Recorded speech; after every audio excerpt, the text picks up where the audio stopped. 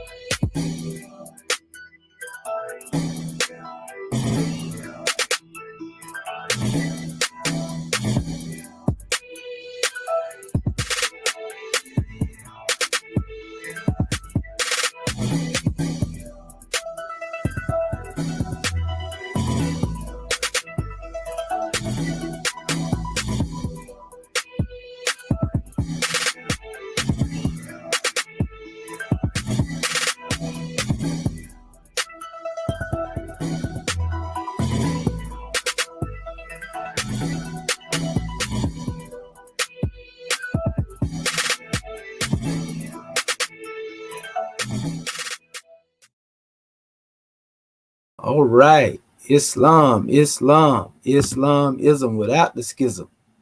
Let us rise upon the 7th and give all praises to the great God, Allah, Father God, Allah, and honors to His holy prophet, honors to our holy prophet, Noble Drew Ali, El-Hajj Sharif Abdul Ali, that is. We give honors to our Moorish kin once again, here, there, and everywhere, and therefore honors to all of you who are continuously honoring yourselves by being yourselves. We give honors to our Grand National Seal. We give honors to our Grand National Emblem, National Flag, Divine Constitution, and bylaws. And honors to all of you who are indeed a living manifestation and personification of everything. And I do mean everything that our holy prophet brought to make us a nation. We want to welcome you to another Egyptian Adeptus Research Sultanate session. So at this time, we're going to call forth our beloved Consul General, Dr. Marvin Nathaniel Edwards Bey of the Texas territory, Islamism without the schism. Come forth, God, man. Islam. Islam and gratitude. Yeah, I've been through the Georgia that time. Uh-oh. Islam. Islam, gratitude. Yes, Dr. Marvin Edwards Bey, Consul General of the Texas Consulate, rising, giving all praise to the great God Allah, giving highest honors to His prophet, our prophet, Noble Drew Ali, Al-Hajj Sharif Abdul Ali. Give high honors to our theocratic government, our Moorish American government. Give high honors to our Act 1. I give high honors to all of our officials. I give high honors to this class, our E.A.R.S class, our Egyptian Adeptus Research Sultanate class. I want to give honors to you, Dr. Cheru Amintia Moheji Sepsuel, our host and instructor of this class, of this E.A.R.S class. I give honors to all those that aided in bringing forth this class this morning, and give honors to everything that is Moorish. I begin with our Cometian Moorish American prayer. Ya Allah Nuheru Maku Neteru. Ya Allah Ebheteru. Ya Allah Ma'aheru. Ya Allah Hoteperu. Ya Allah Heru. Ya Allah Ma'ad Herkuti. Ya Allah Awajet Dejuti. Ya Allah Patem Sutet Patem Heru. Ya Allah Bamaduti. I'll head this way up to Ali. Amen. Hallelujah. Hallelujah. Hallelujah. In transliteration. O Allah, the Father of the universe. O Allah, the Father of love. O Allah, the Spirit of truth. O Allah, the Spirit of peace. O Allah, the spirit of freedom. O Allah, the spirit of justice. O Allah, you are my protector. O Allah, you are my guide. O Allah, you are my salvation by night and by day. O Allah, through your holy prophet, Drew Ali. Amen. Hallelujah. Holy Holy Holy And now I will recite our divine constitution of Most America. Salvation, our God, unity. The divine constitution of Most America. Act 1. The Grand Sheik and the Chairman of Most America are empowered to make law and enforce laws with the assistance of the Prophet and the Grand Body of Most America. The Assistant Grand Sheik is to assist the Grand Sheik in all affairs, if he lives according to love, truth, peace, freedom, and justice, and it is known before the citizens of Most America. The bylaws, Act 2. All meetings are to be opened and closed promptly, according to the Circle 7, and love, truth, peace, freedom, and justice. Friday is our holy day of rest, because on a Friday the first man was formed in flesh, and on a Friday the first man departed out of flesh, and ascended unto his Father God Allah. For that cause, Friday is the holy day for all Muslims all over the world. Act 3. Love, truth, peace, freedom, and justice must be proclaimed and practiced by all citizens of Moorish America. No citizen is to put in danger or accuse falsely his brother or sister on any occasion at all that may harm his brother or sister, because Allah is love. Act 4. All citizens must preserve these holy and divine laws, and all citizens must obey the laws of the government, because by being a Moorish American, you are a part and a parcel of the government and must live the life accordingly. Act 5. No organization of Moorish America is to cause any confusion or to overthrow the laws and constitution of the said government, but to obey hereby. Act 6. With us, all citizens must proclaim their nationality, and we are teaching our people their nationality and their divine creed, that they may know that they are a part and a parcel of this said government, and know that they are not Negroes, colored folks, black people, or Ethiopians, because these names were given to slaves by slaveholders in 1779 and lasted until 1865, during the time of slavery. But this is a new era of time now, and all men now must proclaim their free national name to be recognized by the government in which they live and the nations of the earth. This is the reason why Allah, the great God of the universe, ordained noble Drew Ali, the prophet, to redeem his people from their sinful ways. The Moorish Americans are the descendants of the ancient Moabites whom inhabited the northwestern and southwestern shores of Africa. Act 7. All citizens must promptly attend their meetings and become a part and a parcel of all uplifting acts of Moorish America. Moorish Americans must pay their dues and keep in line with all necessities of Moorish America, and then you are entitled to the name of faithful. Husband, you must support your wife and children. Wife, you must obey your husband and take care of your children and look after the duties of your household. Sons and daughters must obey father and mother and be industrious and become a part of the uplifting of fallen humanity. All most Americans must keep their hearts and minds pure with love and their bodies clean with water. This divine covenant is from your holy prophet, Noble Drew Ali, through the guidance of his Father God Allah. Prophet Noble Drew Ali, peace and blessings be upon him, founding father and framer of the divine constitution and bylaws of Moorish America. Now this meeting has been opened according to Act 2 in love, truth, peace, freedom, and justice. And I will hand this meeting over to our Grand National Secretary of State of South Carolina, Dr. Dendra Nia Curtis Bay. Islam. Islam, Islam. Gratitude, God, man. I am Dr. Dendra Ani Bay, but first let me rise and give praises to our great God Allah. I give honors to our holy prophet, Noble Drew Ali. I give honors to Act 1. I give honors to all my government officials. I give honors to my National Assistant Grand Sheik for this research class, E.A.R.S class to this morning. And I give honors to our Council General, of Texas, Dr. Marvin Edwards Bay, for opening us up according to law and reading our Constitution and our bylaws. And at this time, I will be reading our chapter of the week, chapter 45, coming from our Holy Quran. And it reads, Marriage Instructions for Man and Wife from the Noble Prophet. This chapter is to be read secondly to the wife by an ordained divine minister of the Moorish American government during all marriage obligation ceremonies. The supreme laws of the prophet are now being enforced throughout our land. Give ear, fair daughter of love, to the instructions of prudence, and let the precepts of truth sink deep in thy heart.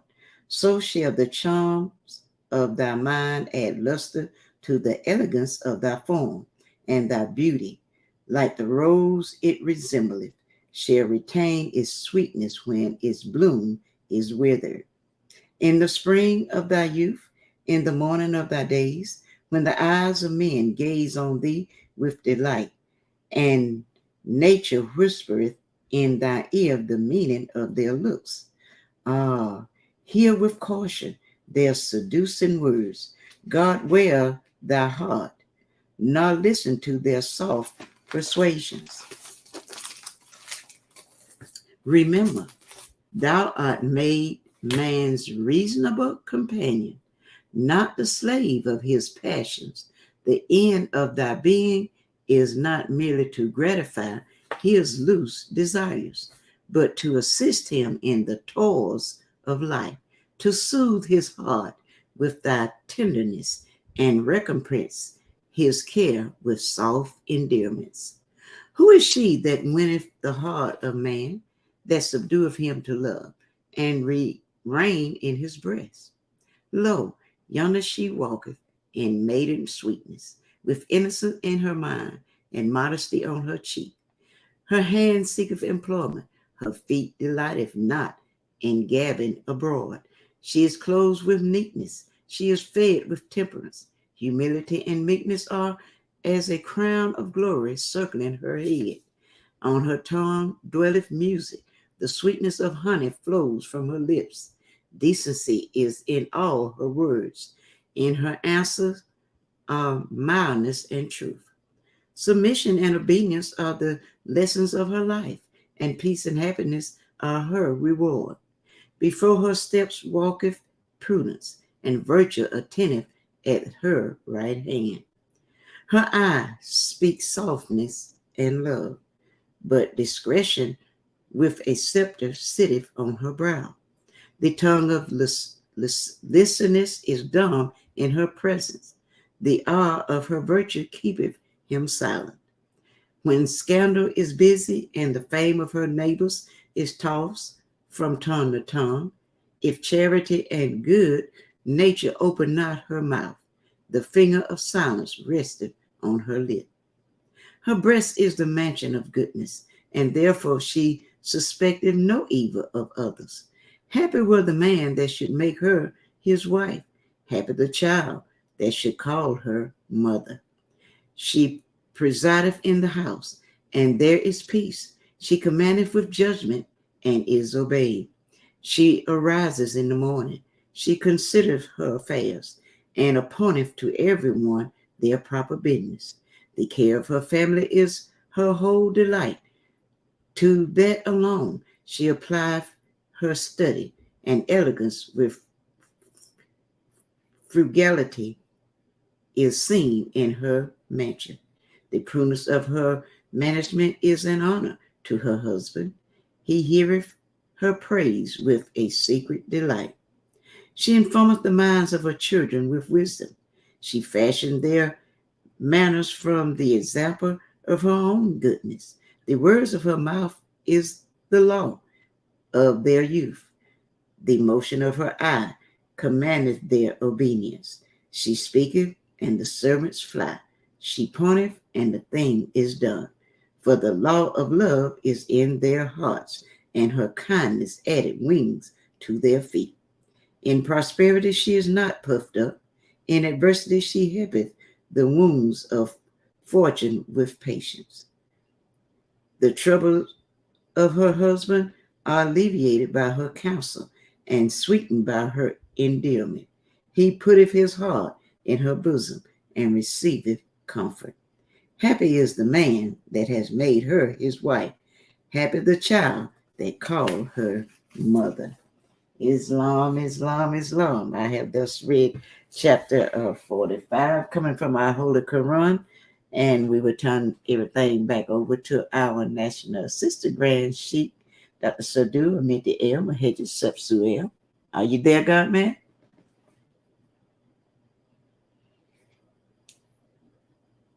Islamism, as close as love thought, the one the prophet brought, Islam. Gratitude, sister. Well, all right. Islam, Islamism. Well, having already risen and giving praises to the great God Allah, we continue to rise in ascension, in vibration, to bring forth a grand measure to our Moorish kin, in this Egyptian Adeptus Research Sultanate session. E.A.R.S, very powerful measure, that we had to bring forth. Want to give honors to our Moorish kin for all the work you do, scribes, high priest, and the high priestess on the panel. Praise be to Allah. You have earned, your special station. The prophet is indeed appointed our family to the work that we're doing.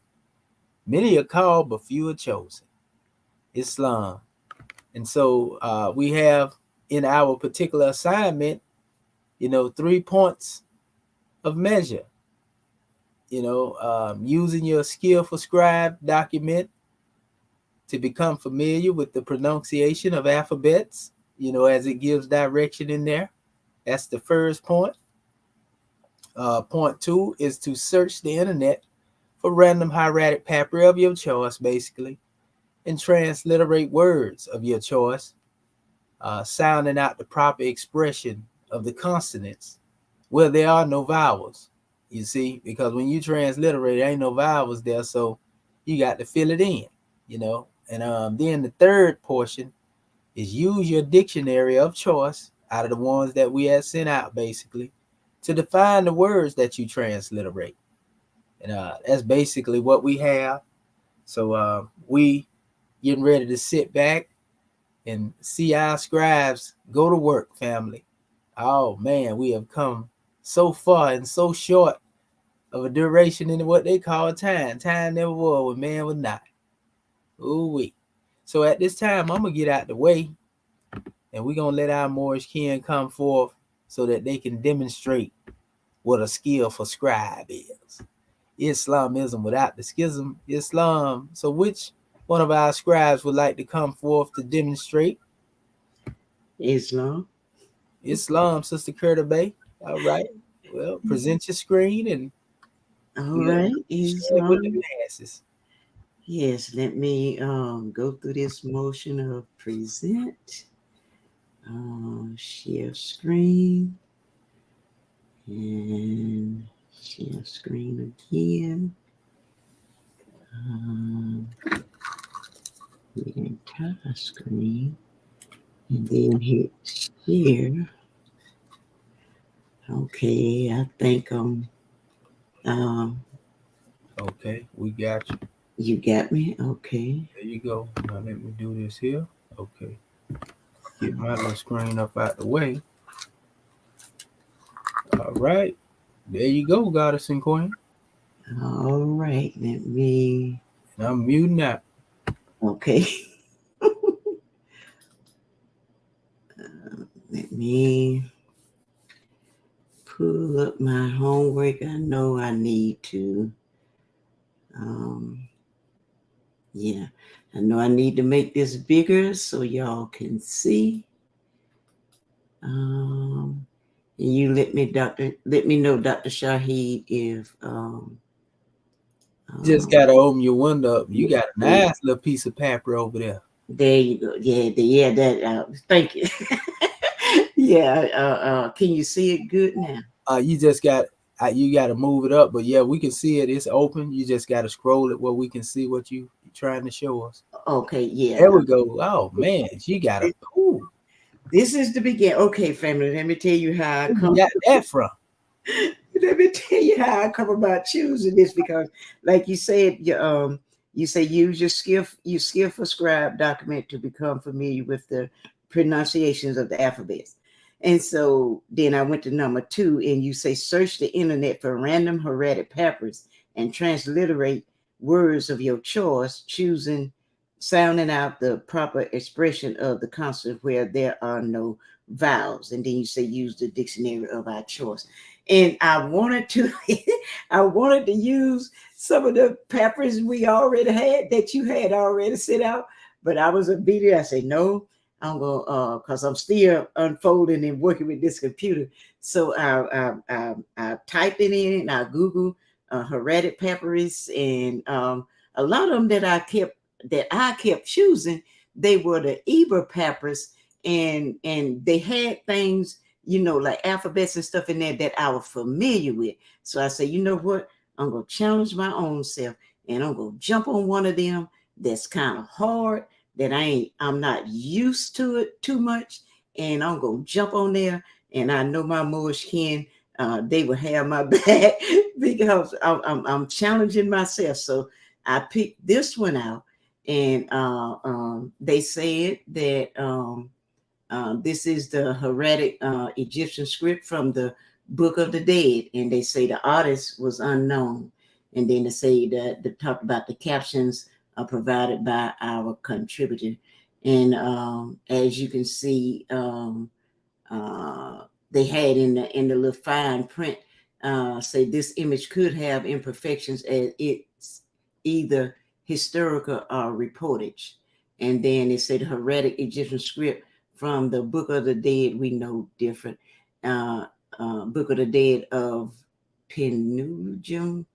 I don't know how to pronounce that. The second High Priest of Amun from the British Museum collection. So that's a little bit of information about this particular papyrus that I chose. And as you can see, like I said, I didn't know if I was getting the right one or not because it got this little old white stuff in there like alum and stuff. But anyway, I chose this one because I wanted to challenge myself. I shy away from ones that look like this, but I jumped on out there anyway. And so uh, I I did the first two. I did the first line, and I didn't see a whole lot of things familiar in the second line. I saw some alphabets, but I didn't see anything together that I could make a word. But in this, if you can see my cursor, I did the first line right here, and this is what I did, family. On the first line, I didn't try to do this alphabet here. It looked familiar, but they had it like cut off. So I didn't start right here. I started with this long line here. And as you can see, I went to my database and I typed that in, and that's the that's the heretic number Z1, and my database says that is as you can see, it's the same. It looked like this right here, and so as you can see, that's the word WA. Um, and then it's also the number 1. So I don't know if they put this. They was talking about a number 1 right here. They talking about the YA, but nevertheless, I wrote the YA down, which would be wah wah, and then I went to the PO, Oh, and they Sister Curtis Bay. uh-huh. Pardon self. That is actually grand drawing because the root of the word in Arabic Mm-hmm. in dealing with one is wahad. Oh So wow. we can see the connection to that in Kemet, and we actually mentioned that before. Mm-hmm. Islam, Islam. peace and love. Peace and love. Islam. Mustafa Gadala mentioned that too in his books. Islam. Islam. And as you can see, I did I did poll, and that lines up with the database also. And like Dr. Shahi Wahad, WA, and it means unity and one. And then it said stroke occasionally written horizontally. Oh, well, pardon self. One more thing too, and I don't know if you noticed, but the brother Masakatu has been editing a lot of the different heratograms in there too. I don't know if y'all caught that or not, but yeah, he been putting, I guess you can say, even more detailed in there. Who been doing that? The brother that created the database. Yeah, the database that we've been using. Oh. He created the molar tool. He been going in there and refining the signs. Oh, okay. So just wanted to put that out there. I can tell Islam. Okay. He working on something else too. So he working on the one we using already. So yeah. You can see stuff to the side of it now where it actually put certain things in order. You can actually type the word in and everything. But he working on it where you can take them strips right there. And you can go in there and actually put your cursor on, and it'll put like words and stuff up. You get the papyri to outline the papyri and everything. I'll show you in a little bit. Oh yeah, you have to show me that Islam. Yeah, he ain't finished the tool yet, but he definitely started. He advertised Islam. Well, moving right along, family. And then my next alphabet. Let me go back down here. That's gonna be this right here. Now I looked in a coup, and I looked in my database. I couldn't find it like this, but I found it in the coup. It was either on the side. It was either on the side or the other way.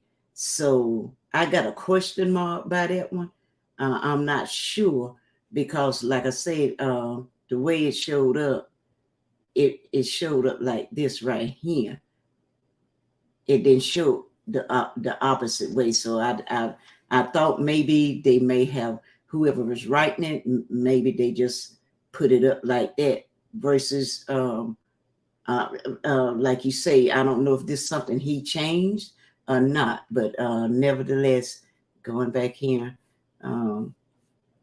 that's this right here, but it's turned different. It turned I guess upside down or right side up.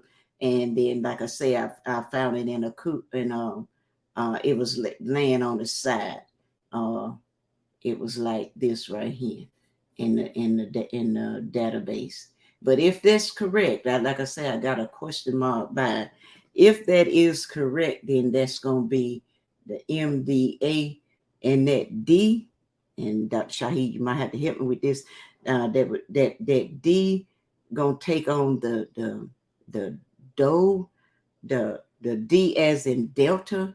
I did Mustafa Guatemala because that D got that little line on it, and it's gonna take on the sound of the D as in Delta or Dole. Islam, pardon self. No, that would actually take on the form of J. Oh, would that be the J? Yeah, like Medu. Medu. Yeah. Medu. Okay.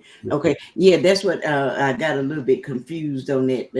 And that symbol too, sometimes they'll turn them symbols a different way than it is. This one right here? Yeah, but if they gave you that one there in the link to it, then it's just turned upside down, but it don't affect the sign in any way. Sometimes that's how they'll do it. Oh, okay. Islam, and that's why I went head on with it, and so that would be Medu.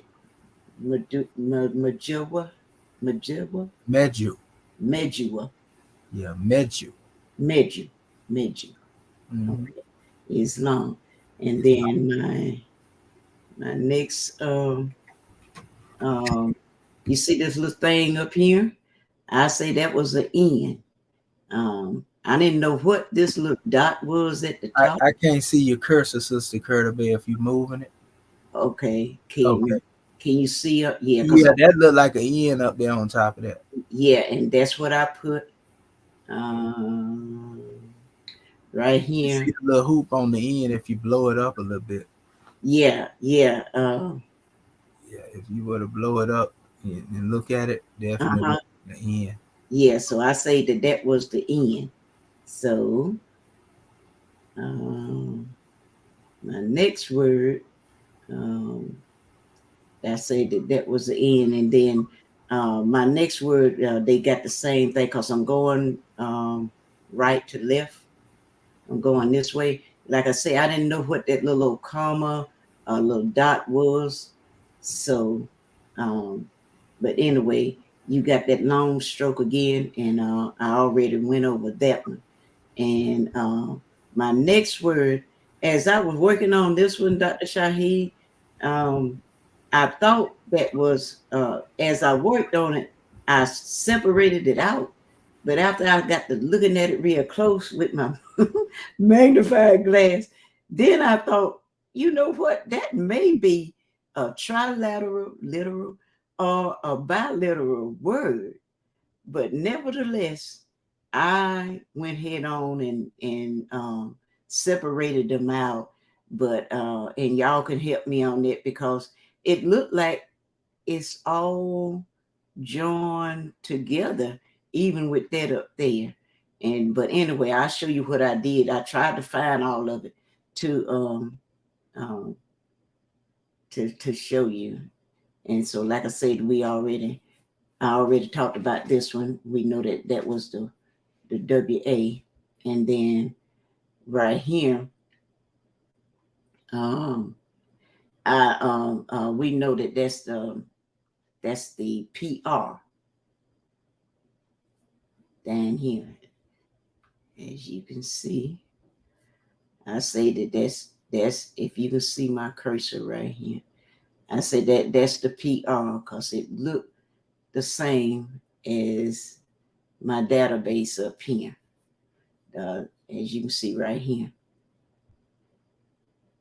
and it's that, and we know that that stands for the that's PR, and we know I went to Poe, and I know that that is a determinative according to Poe, and it means building, resident, house, and if that's gonna be the PR, if I'm gonna put a vowel in there, that'll be uh, Peru, Para. That's what I come up with. But anyway, moving right along, family. Yeah, I get some help on this one. And let me go back down here. Cause I'm right. Y'all can see my cursor. I'm right here. These are the legs, the walking legs. But like I said, after I had finished doing all this, I realized that may be all that might be together. And but anyway, these are the legs, the walking legs, and I'll show you the resemblance up here.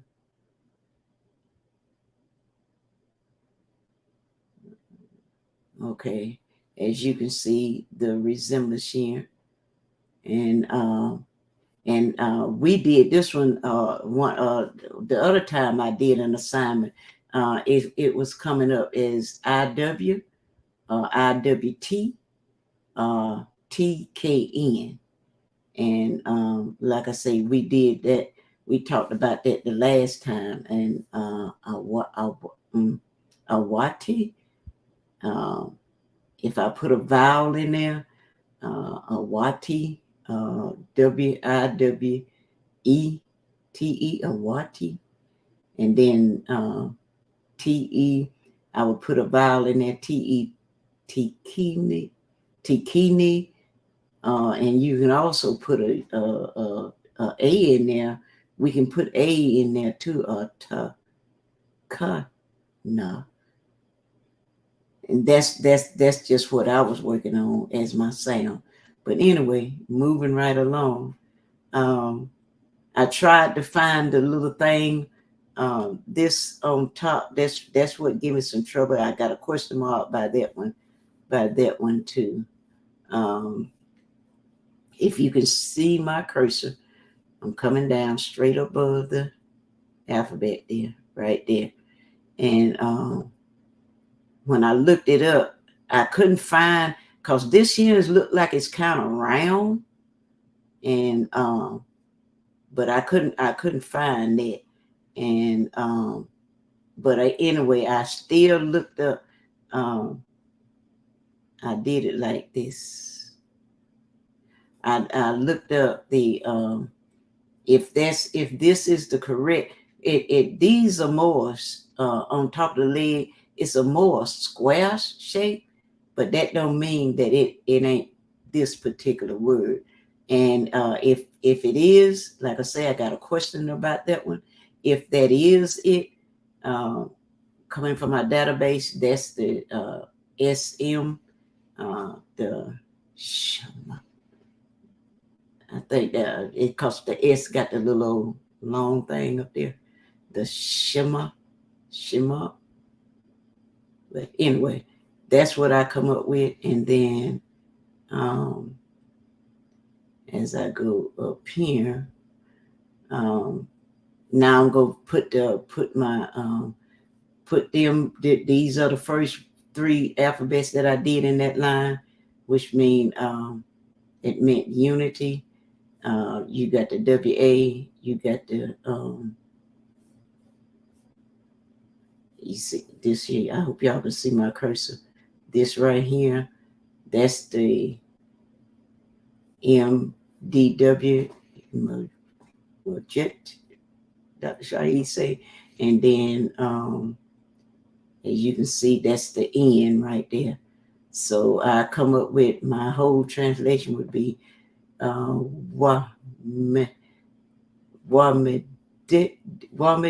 or Wamada. I say you can put the E.R. to A, and with that W, woo, ni, new, Wamida, woo, new. That's my translation of that word, Islam. And then my second one that I did, like I say, that means, that long line means unity. Means the WA. And this little thing looked like a house. That's the PR. And the little legs, that's the IWT, TKN. And then the little thing on the top that I wasn't sure about, if that's the SM. So when I put it all together, it can be WA,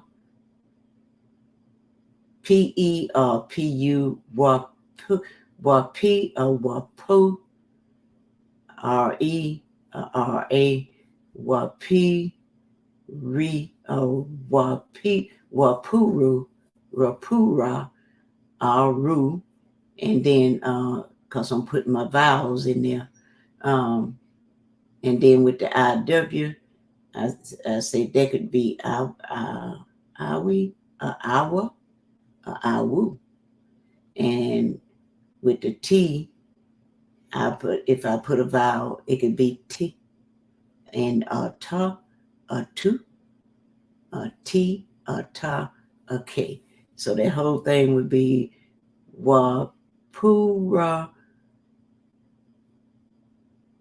Awi, Awu, T, ta, T, ta, ki, and then that K, ka, ni, na, nu.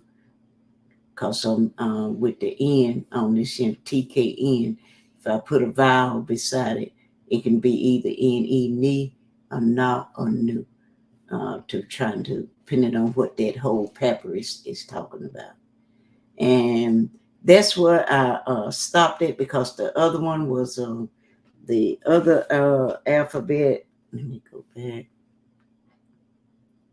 I didn't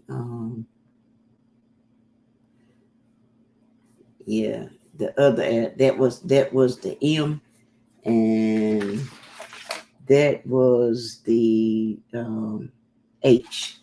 And I didn't. I just looked on our chart as the alphabet. I didn't. I didn't try right here. I didn't try to do those. So that's what I got right there, family. So open to help and Islam. That's my presentation. I didn't get to all the whole line. I didn't know what's well. I know what that is. That's it. That's the S. That yeah, that's the S, and the rest of them they was like alphabets. So I didn't but I didn't know what was next to it, so I could make a word. So I didn't write them down. So, but I know that's a S, and I think that's the R, and I didn't know what that was, and then the M. So the rest of them was alphabets. So it wasn't giving me. Couldn't figure out enough together to make me a word. So that's why I didn't write those out because they were just they alphabets, but I didn't know what was beside them. I hadn't figured that one out yet. Islam. Islam, and don't take it down yet, Sister Curta Bay. Okay. Can you scroll back to the upside down U? Upside down. Yeah, that you had the U symbol, Right there. like a little magnet right there. Yeah. Okay, go back down to you where you was. Okay.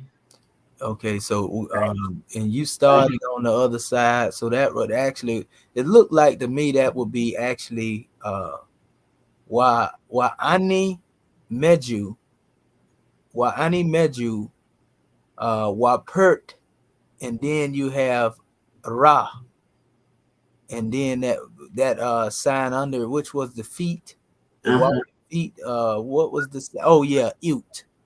So it would be more like, from what I can see, it would be again Wa'ani, Wa'ani. Wa'ani Meju, Wa'ani Meju, Wapert Ra'ut. You Right. see, maybe Retekin. You know, Okay. Yeah, retaken. you Yeah. know, it could be either one, but because it got commas in between, which is actually given a choice. Uh-huh. And so once you understand that and then go into the actual definition of it, and we had one I think that was actually giving us the breakdown when we went over that before. Mm-hmm. But so yeah, that's what I can see. The Ra Ani, and Ani mostly deals with the papyri of Ani. That's what the Book of the Dead is. Uh-huh. So Okay. I can say that, but we call it the Book of Coming Forth by Day. Ani, Right. the papyri of Ani. So it's Mm-hmm. like the unity sound like of Ani, the unity of Ani, and then the Majet, the unity of the word, Mm-hmm. because that Medu, pardon self, Medu, Okay. unity of Medu, and then unity of the house, Pert, and Yeah. then I have to go into Retekin Ute, you see, Okay. which is actually look like it is showing like coming forth. Right. Yeah, like a Yeah. coming forth. Yeah, that's what them legs That's mean. what them Yeah. legs represent. Uh-huh. So The it's, coming off. Uh-huh. yeah, it sounds like it's trying to speak on the book of coming forth. Yeah. Unity of So the book of coming forth to a certain degree. I mean, that's what I'm doing off the head, but it makes sense though. yeah. Being that is the book. Yeah.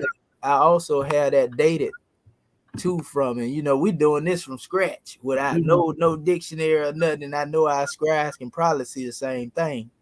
But Right. that particular papyri on Penegim, Mm-hmm. the second is from the 21st dynasty, circa between the time of 990, 969 BC. We take them dates with a grain of salt. Right. It's originally from Dar el Barhi, the royal catch, as they call it, and the scene depicts Penegim in his role as high priest, making an offering to the god Osiris. Okay. So that's what the context is dealing with.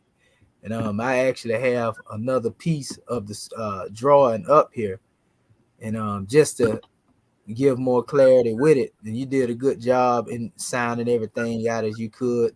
But again, we can see, from what we can see, that's wa ani meju, wa pert ra tekin, or either ra'ut. But we can see really that measure is dealing with coming forth.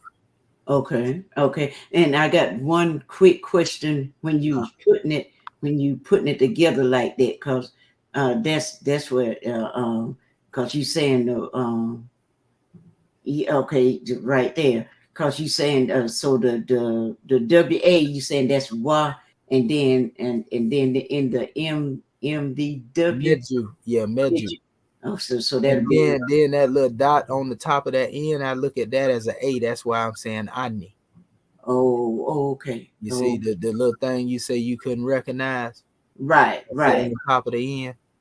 Okay. Oh, yeah. I didn't know what that was. Yeah, Okay. yeah. So that's where I'm getting the ani from. I It need. makes Oh, okay. sense because Yeah. meju, is really that's basically the word in connection to like mejunetta. Mm-hmm. So this is like the words of ani, like the papri of ani almost. You see what Yeah. I'm saying? Uh-huh. That's why I'm saying that. But it's speaking of a unity in it. So Yeah. Okay. And then one other quick question. And when we trying to sound these out, how do you know when to put like you when to put the E in there? Do you put a or U? How do you know which one to put? I know you said the rule is normally we go with E. yeah. But how do you know when maybe you might need a or a U? Well, it's a transition. They normally everybody use the E. Okay. So that's why I'm going with the medj. And at Maybe. the end is really suggesting, when you see that at the end, it's always like a U sound. You Uh-huh. see, that W is interchangeable with U. You, That's yeah, why yeah, you yeah, see yeah. like in Okay. certain things, if you see N, T, let's say R and W, Right. neteru. At the root. Okay. But you hear the N, E, netir. You hear the E in between the words, preceding that last word. And Okay. last letter part. Except that last letter, meju, just Make like neteru, make it. sneferu. You see Uh-huh. what I'm saying? You see they using the E in all them different words until you get to the end. So Oh, that would be meju. met you. Yeah, meju. Ani meju. Honey, met Wa you. ani meju. Let me see. Wa ani meju. Wa pert ray ut. Ray teken. I'm just trying to remember it off my head what you had put there. Yeah, the Dealing with the unity, yeah, like I that one up said, there. yeah, Uh-huh. maybe like the unity of the book or the words, of again that unity dealing with the house Mm-hmm. coming forth and so forth and so on. That's what I'm getting out of it. Right. That's just a rough transliteration of what's being said there. Like Oh, I said, okay. it's dealing with like sound like the book of coming forth, Mm-hmm. so Okay. Islam. Islam. Well, that's all I got, And y'all. and I'm gonna share something too, just to show our family another copy. Okay. And we give honors to you, sister, for what you have brought forth. Very powerful measure. Islam. Yeah, you did a grand job. So and that's what we doing practicing. And then them other things that you were looking at, it was a lot of uh trilaterals and bilaterals around that stuff. Right. But here is a depiction You here. want me? With my cursor. Want me to Uh, stop sharing my screen? yeah, can you see mine yet? Yeah, wait a minute. Let me stop sharing. Yeah, now I can. Yeah. Okay. So Islam. yeah, Islamism. And so right there you can see that one is coming forth with the offering as they was talking about. Uh-huh. The main key though, this is what they would call the book of the dead. We call it the book of coming forth. Right. If you notice, it's not written in hieroglyphics here. They Uh-huh. use the hieroglyphs as like, decoration. Over Uh, here where it's showing the scene. uh-huh. That's not the actual text. The text is right here in hieratic. Right. You see what I'm saying? So and that's a very good document too. You can see even though it's blurred a little bit, you Uh-huh. can see a lot of these letters in here real good with a lot of detail. Mm-hmm. You definitely can see it real well. Let's see. I'm hitting the zoom viewer, so it should let us see it even better. Okay. Uh, it's processing the image. Let me see if it's gonna open it all the way up. Yeah, that's a powerful drawing. You picked the real good papyri. You know, I was nervous on that, but I was like, oh my goodness, I don't know a whole lot in here, but I have to challenge myself. I can't keep going because Eber, I'm familiar with some of them. I still need to practice on that one, but I have to challenge myself too, as you challenge us to not stick with the ones that I'm familiar with. Jump on out there. That's what we're here for. We all here helping each other. Jump on out there and jump on it, and I did what I could do, what I saw. Like I say, that one was a challenge though, because some of them things I'm like, what is that? And how do I yeah, follow it? Islamism. It's Yeah, it love. looked like it don't want to give me a process on that particular image right there for some reason. So um I was just really trying to get it. Let's see. Oh, here you go right there. Let's see. I'm trying to see if it's gonna detail it. No, it's still blurred out a little bit. Let me see if I do it this way. It look a little better with this here, when you move it around. But yeah, it's got a lot of detail in there. Yeah, a lot of detail. And like I was saying, our good brother, um, he definitely is working in the drawing. So yeah, this is a powerful demonstration. I can see a lot of words just jumping out. We can't see anything, Dr. Shahid. Are you showing us something? Yeah, I actually was. Let me do Okay. this here. Yeah, it didn't come up. Okay, let me do it again. I'm gonna share it again. Okay. Yeah, here we go. There, yeah, I think it's getting ready to show now. There we go. Yeah, so now I was just showing, Oh yeah, there it is. yeah, this scene here and looking at it. It blow it up a little bit. This is from the British Museum, so this is actually the primary source. Mm-hmm. So yeah, like I said, it you can see it pretty good, even though it's some blurs. Like I said, a lot of this stuff is jumping right out at us. We can definitely see, Yeah, yeah. which we see with more practice. Mm-hmm. We can just you're on point. And see, it got the little bird. It looked like it got a little bird. That a little bird right there, or something. But Yeah, I see them in yeah, different spots. and see, this what I need to jump on. Cause see, I run from this. Yeah, yeah. I, won't- I won't mess with them. But like you say, I need to familiarize myself. Because it looks so different from the Eber. And like you say, so it is a little blurry or whatnot, but I can make it out. But I You got can to make I it got to out. challenge myself and not be nervous to just Yeah, jump on in and there. they probably got a better version of it too. Mm-hmm. If you go and dig and look for it, Okay. it's just whatever format they using right here. It ain't giving it justice, so to speak.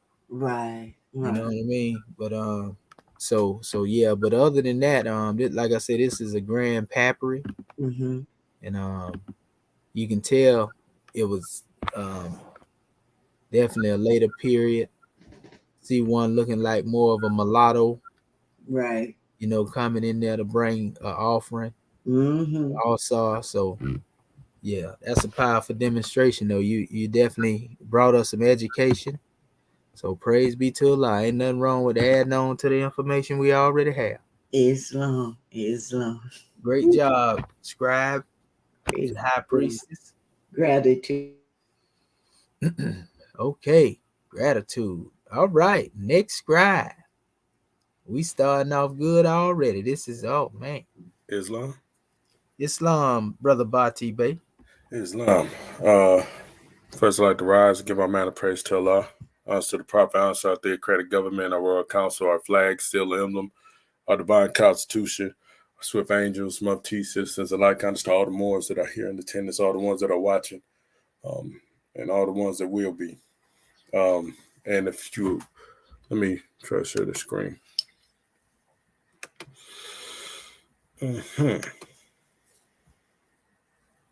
Entire screen. Oh, yeah.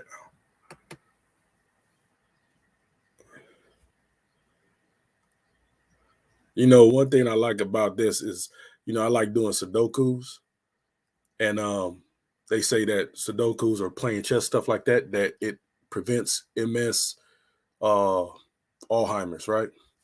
So when you're going through it, you're looking up different things and you're trying to search out. This is actually like causes your brain to do functions that saying sometimes not able to do, but no, I'm not gonna say not able to do, but it just strengthens your mind overall.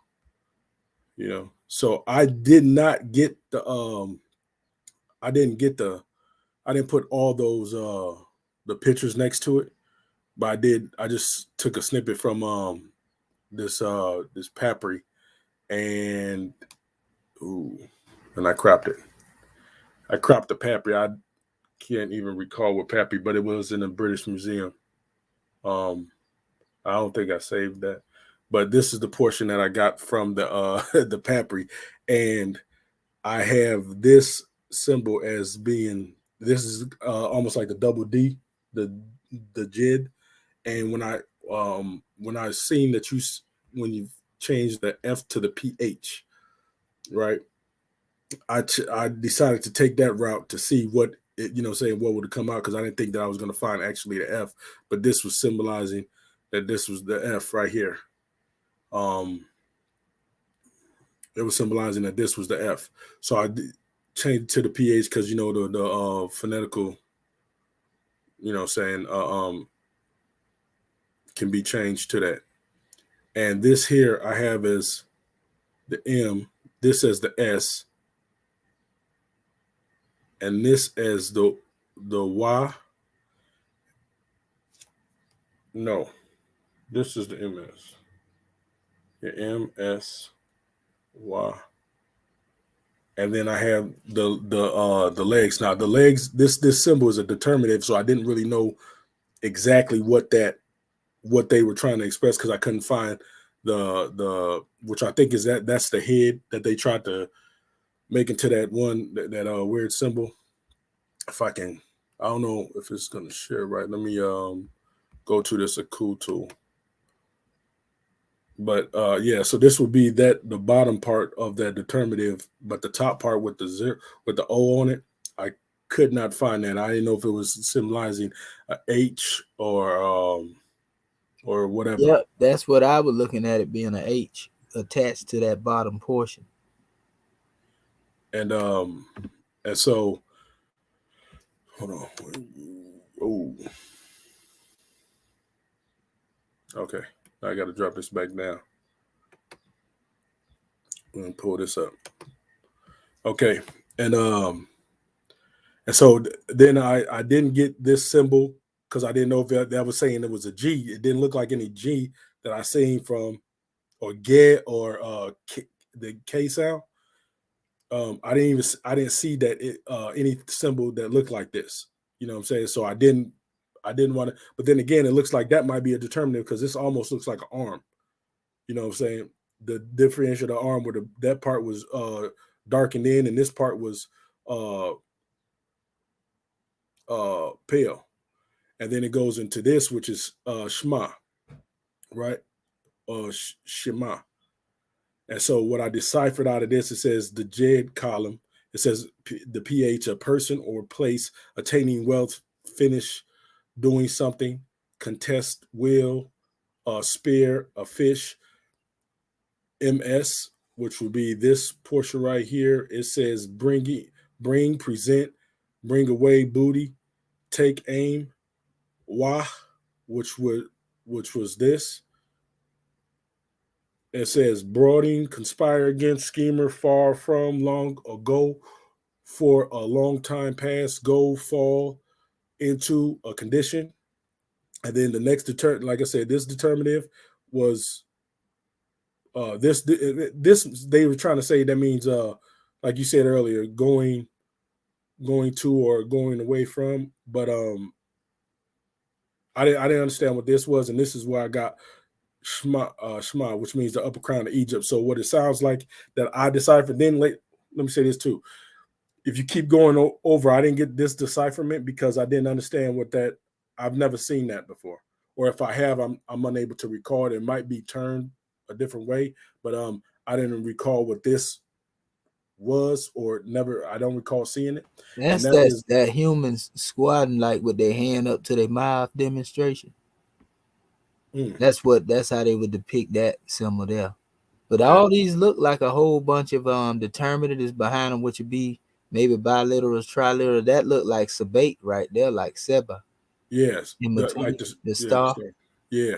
And That's then exactly what I was thinking, but I didn't that's put it letter down because I U wanted to be able to behind make it, sense of W. it. Is that No, I was just saying that letter behind it looked like a W. W? Yeah. That's the one that throw me off, and I say A, but that curve at the bottom is actually look like a W wrote out. If we look at it as like calligraphy, you know, like the hook on the end coming down, then the two little things, and then that little piece on the bottom that's going toward that sebate, the star. That's not. Let Yeah, me see. look like a letter H, W part itself, and that little boxy thing. Yeah, that's something to be looked into because I can't really make that one out. We're gonna have to dig for that one. But we can see definitely the first word stops before the legs, the walking forth, and then your transliteration actually correspond with it if you look at it. And you could have chose any one of those measures. It says like look like they was having a contest. They started out with jet, the column, which actually represent like a pillar of stability. But then it goes into a person in place obtaining wealth, and this they obtain wealth by doing something, by the contest. Like they was having a contest spearing at fish, maybe in the Nile, and then the winner basically takes away the booty, so to speak, and then I don't look like somebody got conspired against and fell into a condition. I don't know, as a result of the contest or whatever the case may be, but that's what it's sounding like. You see, That's kind of what I had, because I was thinking when I seen this crown of Upper Egypt and the conspire, if this was Lower Egypt sending out the some of their somebody who was like maybe a vizier or somebody who had authority to go down there and reestablish or go get something, some money so I ain't gonna say some money, but it says booty, so it had to be something that was they were said to take something over. They may have been collecting taxes or whatever, didn't return all the taxes, or just been sitting on them. And he's saying that basically, if you don't, the longer they sit on it, they might come conspire. So tell them that you got the crown, go down there and bring the money, bring whatever back, the booty. You know what I'm saying? That's kind of what I was thinking. My mind got quite the imagination when it comes down to this stuff because it's interesting. Islam. Yeah, and that's actually Wajet, two in the front, at the top. Remember the serpent? Yeah. Wajet. Yeah. Okay. Instead of just jet, it would be Wajet. Okay. So it would be Wajet, and I'll let you sound it out because that's supposed to be your homework. Yeah, Wajet Pemeswa. Yeah, Wajet Pemeswa. And you push that fe, it's more like fe still instead of pe. So it still sounds like a F. Yeah. That's why people probably transliterated as F sound shifting, that F and that PH. So it's Wajet Femiswa. Wajet Femeswa. Yeah. That sounds important. Right. And what paper did you take that from? I'm gonna try to okay. See if I can before you leave, brother, could you go back? I got a quick question for y'all. Okay. Go back to that one. What I want to know, yeah, right there. Beside the thing, yeah, right there with the look like the man with his hands up or something. Go on. This one. Yeah. What did you say that was, Dr. Shaheed? Well, that one I wasn't speaking. I was speaking of the one in between it. Well, one is actually they will have the one not there, the one behind him. Yeah, right that there. right there is what Okay. was saying. That's when that one be squatted down with one leg up and then have their hand toward their mouth. Right. That's how that would determine it. That would be. But then the one in front of that is one standing up with their hand raised, maybe on one knee, with their hand raised, like like you would see one demonstrating. And actually, them two be together, like a remet type of demonstration dealing with people. Uh-huh. And then you have the Seba. Uh-huh. That's more like look I like it's saw dealing with that in some a type of instruction, uh-huh. teaching moment, so to speak. But That looked familiar. That looked yeah, familiar. that's them symbols. If you go pull them up, Uh-huh. I go saw, to I go saw to your that. Aku tool, brother. Yeah, I saw it in either Aku and Poe. I saw Mm-hmm. that. I saw that. I know it. Both That's of what them, I I want seen to them know. dealing with people. See it Uh-huh. right there. There it go. Yeah, Same there thing you I go. was talking Yeah. about. See, and that's just going off the head because we familiar with it. See what I'm saying? Same thing I was talking about. And Right. then the other, if he go up there, see A2. Uh, I can't see it real good because it's small, but there you yeah, go. yeah. Remember I was saying to the mouth. See, Uh, Mm. uh-huh. that's what I'm saying. But like that's Yeah. how good our eyes get trained after we see Yeah. this stuff. You We see? get good, y'all. Yeah. So and that was just straight off the head. Yes. And so like and all it is becoming familiar with the different heratograms that they done tried to reverse engineer into these different pictorials or the Right. anaglyphs, you know what I mean? And we'll get good the more we go into this. You see, Yeah. I be studying this stuff too outside of these classes, I be going through refining myself. But Right. the more we do that outside of here, it's gonna help us in the long run too. So Oh yeah. oh, It's yeah. long. But this is how we are immersing ourselves into the language, like I said. But a lot of time you will see that as a symbol of the remet in Mm-hmm. ancient Kemet, So praise be to Allah. Gratitude for Boy, that understanding. oh, No, let me shrink this down. go ahead, brother Batibe. This is the one. I tried to revert it back to that picture, reverted back because I cropped it out. But this is part of the papyri. Let me see if I can just do it. Let me see if I can just revert it back to the same picture. I don't know if it's gonna let me. Look like it's one of the Eber papyries, or maybe the Swilden Smith, the Smith papyri. One of them. I mean, I could be wrong, but No, I think you're right. I just there we go. Insert capture views.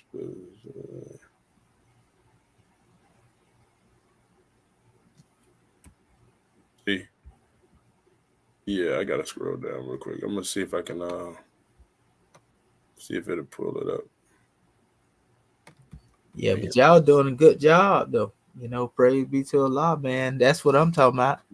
Don't it feel good to be transliterating some real hieratic papyri that a lot of other people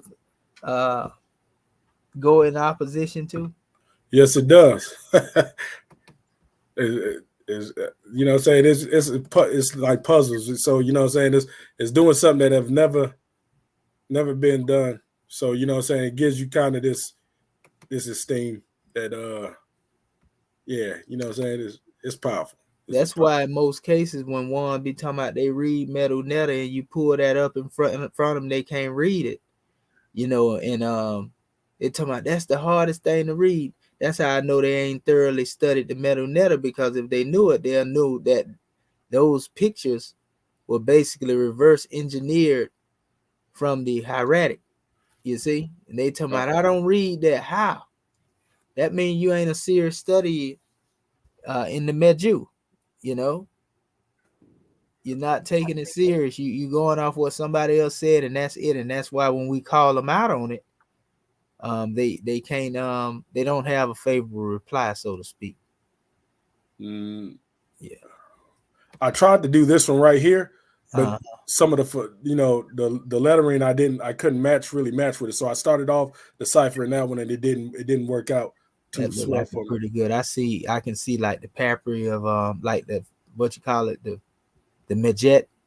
I can see that papyri in that particular one. Look like it's a letter Y and something that was in there with all this. I'm unable to find it. I got it off of here though.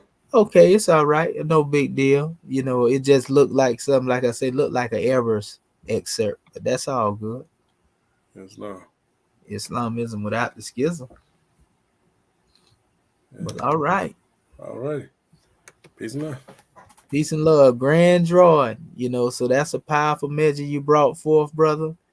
It don't get no better than that. Islamism without the schism.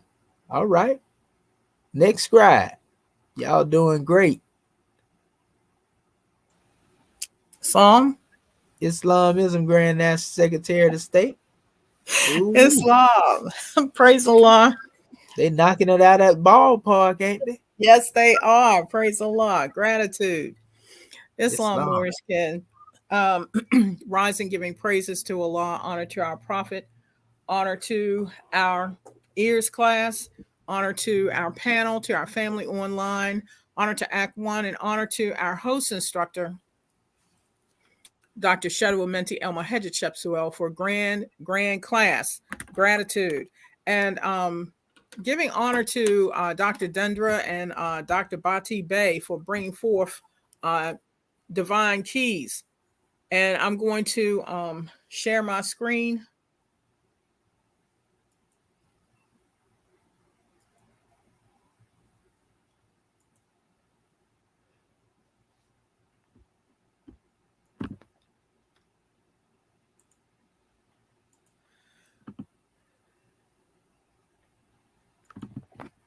And let me know if you can see it. Okay, let me get you in the queue. There you go. All right. Gratitude. Yes, sir. I was just greeting you. I'm you now. Oh. Getting out the way. Now. Swoosh. Islam. Our assignment was to use the skillful scribe document to become familiar with the pronunciation of the alphabets, which reviewing that, search the internet for random hieratic papyri and transliterate the words of your choice. Choose sounding out the proper expression of the consonants where there are no vowels. Use your dictionary of choice to define the words you transliterate. And, similar to the scribes before me, when I first looked at the assignment on the internet that you brought forth, Dr. Shahid, I said, well, I'm going to pull out 3 papyri or what have you. And then by the time I could find one that looked halfway decent, I'm like, I'm going to just, first I said, let me try to get a couple of words. And, but I went through, I did go through one line. Now, this thing said, I pulled this off the internet, hieratic glyphs and the hieroglyphs they evolved from. Well, we know that's not true. That's why I captioned hieratic alphabet came before the hieroglyphs. But I used that, as a format for where I got the ones that look like letters. And the one that I went with was the Berlin papyri 6619, basically an ancient Egyptian papyri from the Middle Kingdom, second half of the 12th. They have 1990 through 1800 BC or the 13th dynasty. And they were speaking about these fragments were published by Hans Schackenberg in 1900 and 1902. Then the thing that really said, what connection to the Pythagorean theorem? It contains 2 problems. Now, I loved geometry, loved algebra when I was coming up. And again, you see where, and this is why we have to be careful, because when you have the foundation, knowing that everything came out of Kemet, you already know that is an error right there. So it says the Berlin papyri contains 2 problems, and it goes and tries to hook it up with Pythagorean theorem. Well, we know that's a Greek term, but in essence, it came out of Kemet. So, though the papyri only shows a straightforward solution to a single second degree equation and one unknown in modern terms, the simultaneous equations x squared plus y squared equal 100, what have you. So you see, it's going to be some fractions and things of that in it. So of course, that was intriguing to me. I selected this second fragment, which is right here, and I went with this line. Okay. And I first started out with taking it in pieces, like this, and this, going from right to left. And we see that that's, of course, the H. And then this one where you see here, they say that that's the T, Unicode X4. Then we have, I could have gone two different ways because you see they have this symbol there and they also have that symbol there. So they have one with the Unicode of G43, the other one with the Unicode of Z7. But both of them are saying that that's W. So now I went to the Ancient Egyptian Dictionary. The HTW says it's bowls, okay? The HWW says to proclaim. When I selected this, and that's etched in my brain, MR, okay? It has for the determinative, that's what the D is speaking about determinative. This is out of Poe. They got the Unicode of U6, and then you see different forms of MR, which is right here, and they've got Unicode U6, U7. If you look in a coup, it would have it as Ho, agricultural tool. MR, and pulling it from the Ancient Egyptian Dictionary, MR, we also have as pyramid. Okay, but that was not reflected in this A, which is on the papyri itself. Then Meru, and see, you know, every time I pull up anything, it's just like if you get a Volkswagen, and then you start to see more Volkswagens because it's been put on your dial plate. So now I'm looking for anything MR. And we see canals, Meru, Mari, that's speaking about love, and Maruti, the well-beloved. Now, of course, I had to go through about 10 or 15 out of this Ancient Egyptian Dictionary that wanted to say poor, desolate, sickly, and all this other kind of stuff. No, I wasn't going for that because I'm, you know, some more. I also pulled, because of what the papyri was supposed to be representing, I also pulled bind from Mer when I used the transliteration. Now, this is something, this is why I have a different color here, because when I saw Meret, musician goddess, dealing with divinity, I'm like, wait a minute. So, of course, got to be what I know. Looked up Meret. You know, this is speaking about Kemet's divine songstress and dual goddess Meret, goddess of rejoicing, happiness, dance, music, and song. And speaking about cosmic order, you know, it dealt with the harmonies, dealing with the music and things of that nature. So, you know, when the prophet spoke about, I brought you something you can shout about, you know, that just reflected me to that. And come to find out, and looking at the images of Meret, this is the MR, it shows the goddess, and it speaks about how she may have on her head either the lotus and what else? Well, anyway, it's dealing with or the star or what have you. But you see that A over here as well. So I'm like, okay, all right, praise the Lord. So then I went back to this symbol right here, which pulling it out of Poe, Ma, M3, Ma, Unicode U1. They're calling that the sickle. Then they also have this as a beer jug or a vessel. Now, I chose the HNW, which is Hinu, the vessel or pot, as opposed to beer, and the Unicode of W22. Now, you see this, again, they had both of these symbols as far as Poe is concerned. When I went to the molar tool, you see the Ma there, and then they had some other words for the W22. But this is the one that I went with for the transliteration. Again, the Hinu, and you had the different forms coming from the Unicode. I didn't go with Heket, beer. Okay, I stuck with that one. Dealing with these two. Now, a lot of times I tell you, Morris Ken, I was scrolling through all of the pages of Poe. You know, like if I couldn't find something, I'd leave that, try to go to the next one. And these 2 sticks crossed, I finally found it. Unicode Z9, 2 sticks crossed. And I went with HSB, which it has down here. Now that's saying 1/4, a fraction. You know, I knew it was going to be numbers in it because it's talking about theory.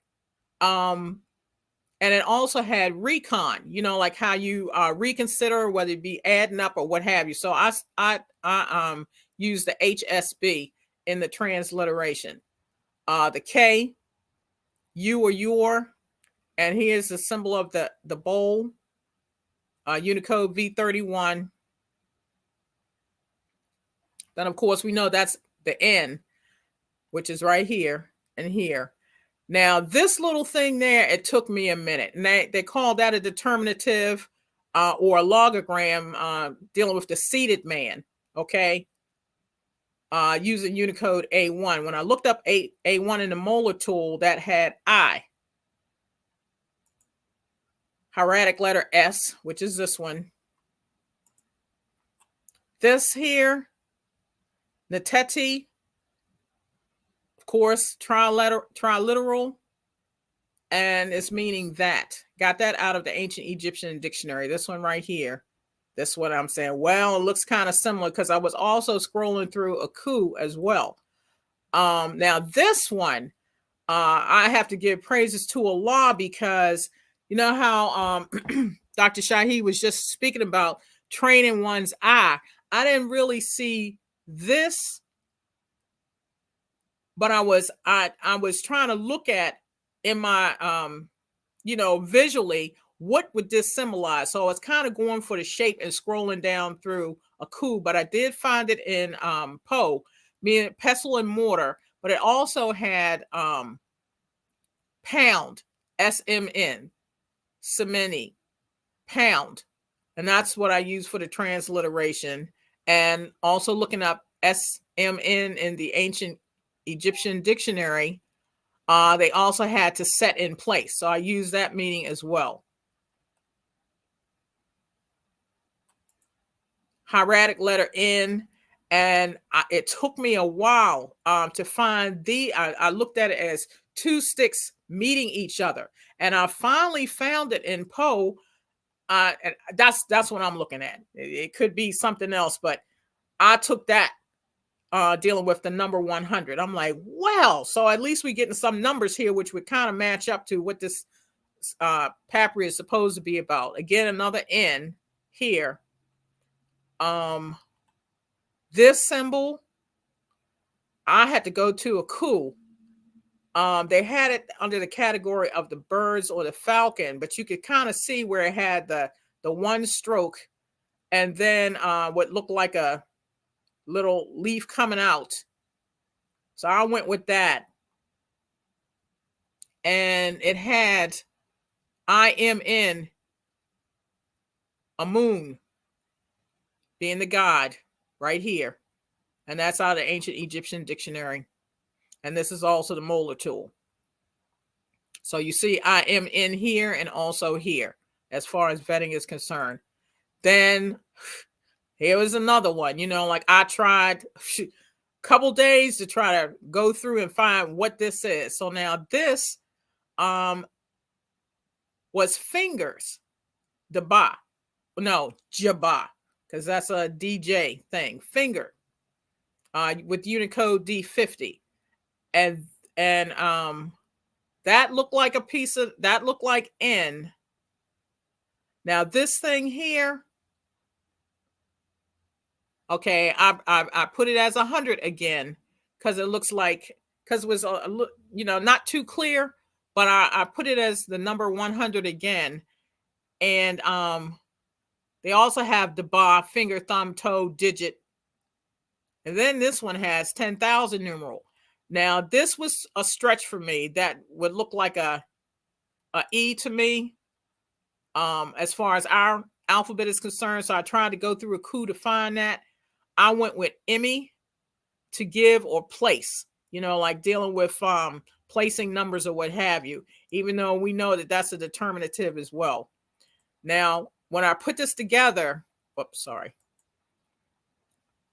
Hatu, meaning bowl. Mari, to cultivate or to bind. Ma, dealing with a sickle or a tree. Henu, a bowl or a jar. Hesebi, to recon or possibly a fraction dealing with a fourth. K, you or your. This thing was a determinative dealing with the seated man. So I just had ni in that latter part, the S. I didn't have any definition for that. The teti, that. Seminet, semini, seminu, pound or set in place. I had double N's. I just left it at 100. Immune, Emmy, God gives, the ba, fingers, and then Emin, 100 to give. That was like pulling it a stretch. So that's my measure. The other ones that I didn't have in color, that's other papri. I'm sticking with this one line. So that's my measure on that. Islam.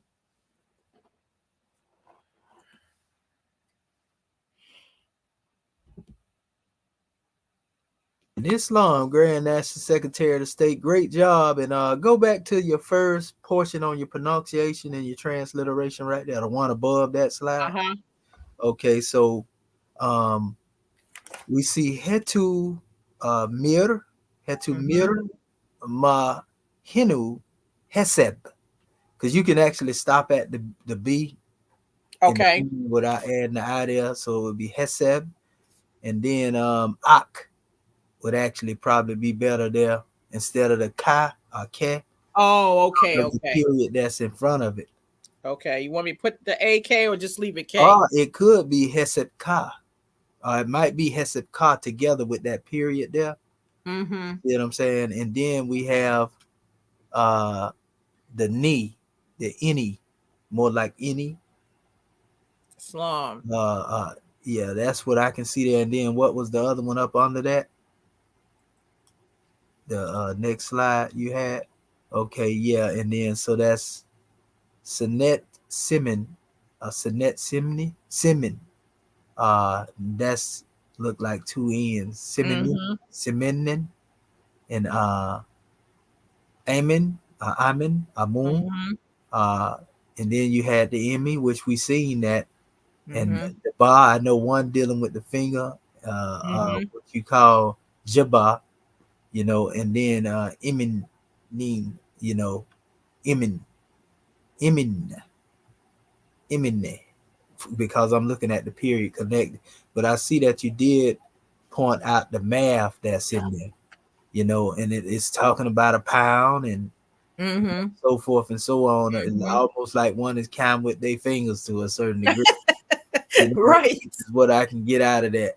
So yeah, that's a powerful demonstration going word for word.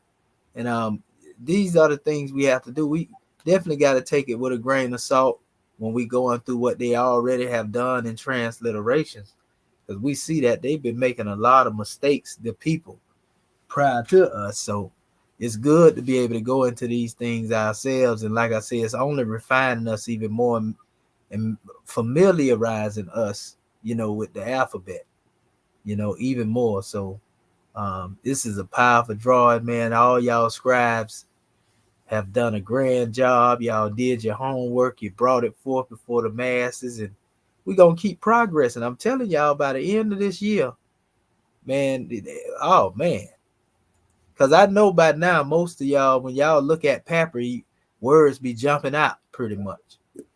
You know, letters here, words there. Right. You know what a determinative is. You can see the biliterals and triliterals, even if you don't know exactly what it is at the time. You know, we pretty much becoming more refined. So, man, that's powerful. I did have a. Oh, pardon self. I'm sorry. No, go ahead, Grand Secretary of State.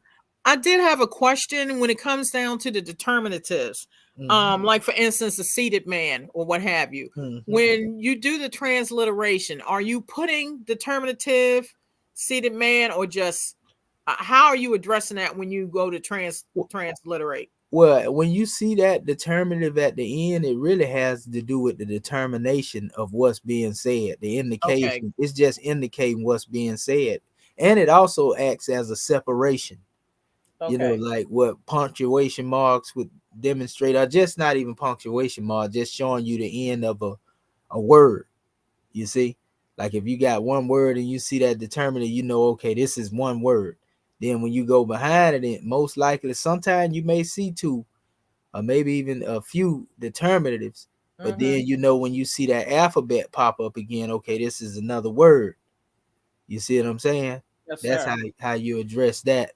And that's the key. Like every time you see it, the determinative, when you look at it, it really helps. It's supposed to be an indicator on what's being stated or what's being said. Praise the Lord. You know, so it Gratitude. can help you better find the definition to your word as well. Islam. Islam. Gratitude. Oh yeah, very powerful measure. And like I said, you did a good job, and all y'all doing a grand job, because ain't nobody did this outside of us as we doing. We give honors to the brother, you know, for the tool as well. You know, like I say, he's working on it. He doing a lot of work, and yeah, I'm gonna show you what I seen being demonstrated. I'm gonna see if I can pull this up.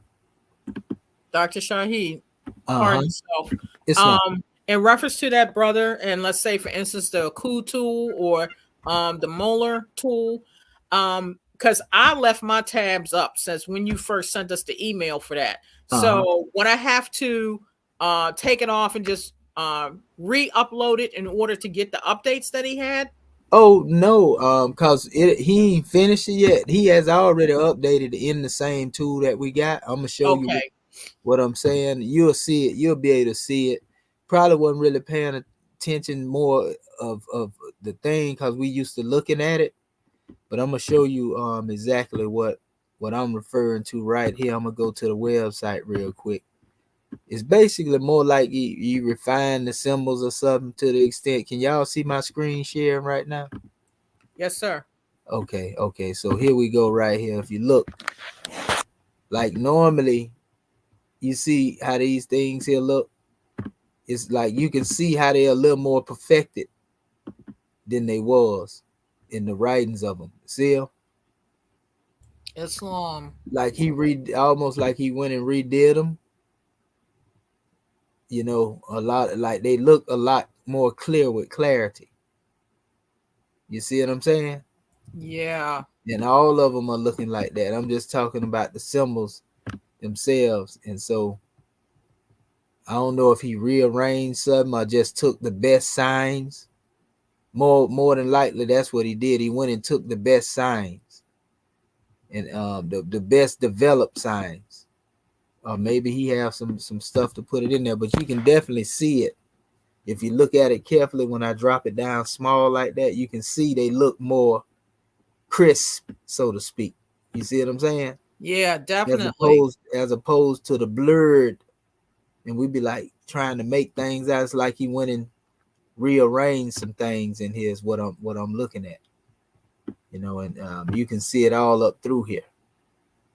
So they wasn't looking all like that before. I know they would be a little blurry here. You know what I'm talking about? They were blurry. Some of them was blurred, not all of them. But if you look at them, you can see, like I say, a refinement. Maybe even the ones that he took out of his coup. Once he put the coup together, like almost maybe he dropped some of those in here, because all of the coup symbols are very crisp when you go into those. You know, and we do know that, you know, it could have been him using his stroke, you know, like went in there using the stroke with certain things and add them in here and there. But also, if you notice in this particular drawing, something that they didn't have here before, I don't know about y'all, I don't remember seeing this on the side giving you Unicode. See here? Right. Yeah, you know, and so that's running all the way down the line. But he doing some even greater things than this. See it right here. It even got the choice of dealing with the updates, but the update is actually already there. You know, and then at the bottom of the screen, I know at the end of some of them, he would put everything in there like, where's that other area over here I was looking for? Because they actually shows the transliteration. See it? Okay, so that's the D right there. There it is right here. See, like we didn't see this before, remember? I didn't at least. Yeah, I I saw ain't it, see but I didn't know what it was. Yeah, no, I'm talking about like in the beginning. I don't remember seeing this on the side. Mm-mm. Yeah, Me either. like No, that wasn't there. yeah, he added it. That's what I'm saying. Uh-huh. Which Yeah. is definitely a help, because if you click on it, um, you it's it basically gives you the signs, so to speak, and you can go up here, for example, and do like this. Because we wasn't able to do this. I think this thing has already been under development. Like I just hit I am in. I wasn't able to do that before. And then it just pulls them up. See, it pulled it up when I hit I am in. Hmm. Yeah, so he definitely working on it and making it even greater. But there's another drawing here. Let me pull his name up. Let's see. Let's see here. I have to. They ain't pulling it up yet. They ain't letting us go into it. But he actually is doing more with this. I seen the video of it. I think this may be one that might be that's connected to a different one there. It's actually this one right here, but they ain't finished because it ain't letting me go into it. The hieratic project. Let's see here. I'm trying to pull his name up. Okay, here you go. Okay, now I can go to the actual video that I was talking about. Are you changing your screen, Dr. Shaheed? Yeah, if it ain't changing, I get in there and switch it up in a Yeah, second. because it's still on the Molar database. Islam. Yeah, I was just trying to find his name so I can plug it in YouTube and actually show you the developments that he was demonstrating. I probably did the okay, there we go, right there. Okay, here it is right here. And all rights reserved. We're not definitely taking this content and claiming it as ours. That's a disclaimer that we put out there. We utilizing it on the Fair Use Act. And let me share the screen again. That way you can see what I see. Not just hit entire screen. That way it shows everything. So we want to give honors to this brother for the works that he did. And this was done 10 days ago. He's actually refining, look like the Aku, I mean not Aku, but the tool that we using, the molar tool. See what I'm saying? And we can get in there and be able to do that, because that's gonna look like the way it's doing. He gonna have the way it's actually gonna take you to the symbols over here. You see it on this side? That's nice. Yeah. So he going to work. We want to give honors. I'm gonna see if I can even try to reach out to this brother. You see, he got all the transliteration up here. See, that's gonna make it even easier. Wow. To begin to do the work. So he working. He Praise working. Yeah. I need all the help I can get. Right. Look, that's the prophet working through him. I know that's right. Definitely is. And he just look how he just scrolled over it. And this is the part I was looking when I seen him do that, and it got all the roots and the verbs there, and then it has the actual words. Then he actually has the if you look, he has the number, the papyri. That's the papyri that is coming from. That's the source. So he letting you know what the source is. Says source up here. It's kind of blurry. And once he get done with that right there, man, that right there is really the nail in the coffin when it comes to dealing with it. So while we up here refining ourselves, we'll be ready once the family is done. Like I say, we definitely want to try to do some reaching out and all of that. So we give honors to this one, and notice he ain't got no pictures in there. Just straight hieratic. So man. Yeah, and just that cut and paste in itself is a task. Yeah. and he's taking it out in sections, you know, Mhm. so that ones can really get a drawing off of. That's the whole papyri right Mm, there, mm. you know, and you just go through there and he got, you know, I want to know how he's putting these things together in his database, because it seems like it's real fast. Mhm. You see, and then we see this is the molar tool that he's doing this to. So he is going in there refining things in the tool. So You it's know what, Dr. Shahid, too, when honestly, brother, Dr. the guy Masakatu Katsu too. Pardon, Honestly. We go ahead, goddess and queen. pardon self. Islam. I'm trying to cut off the thought. When Dr. Dender and I were trying to use this tool, and it often took like 5 or 10 minutes for the images to appear, he was probably working on it then. Yeah. That probably what it was when we like, what, why is this not Yeah. showing up? Why that ain't showing up? Because he real time working on it, probably working on it as we speak.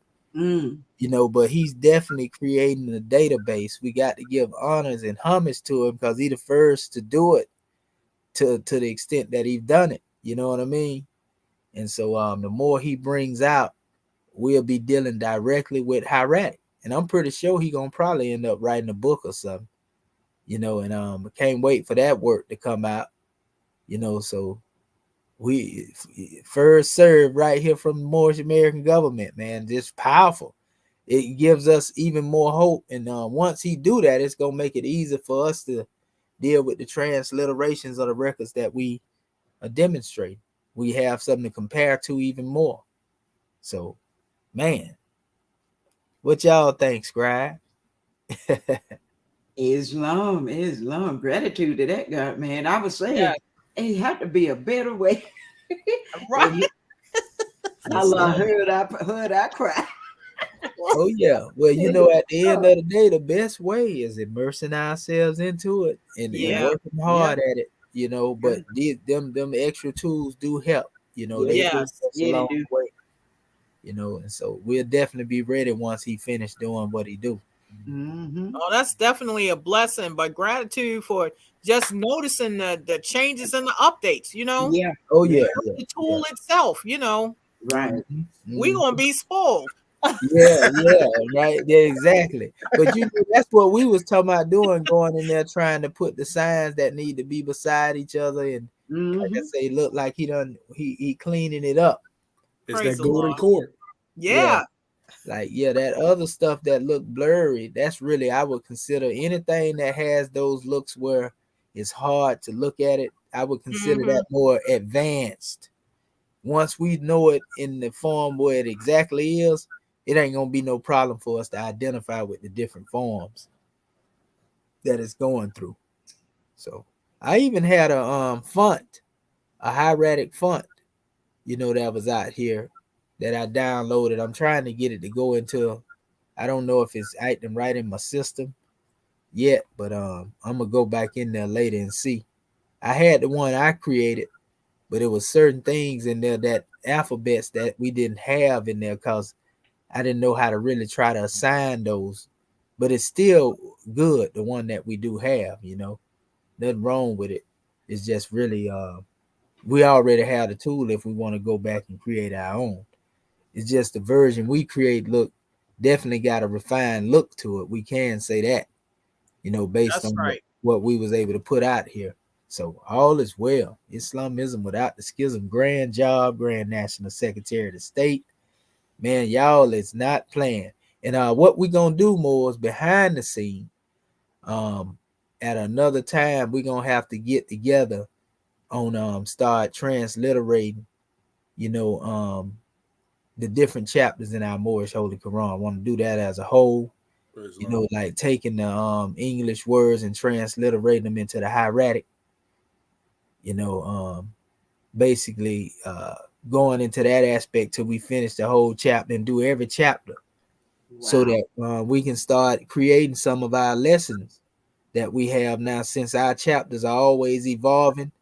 I Mm. don't know, a lot of people don't know it, but the Grand Secretary of State know exactly where I'm coming from, and Brother Bati Bey too.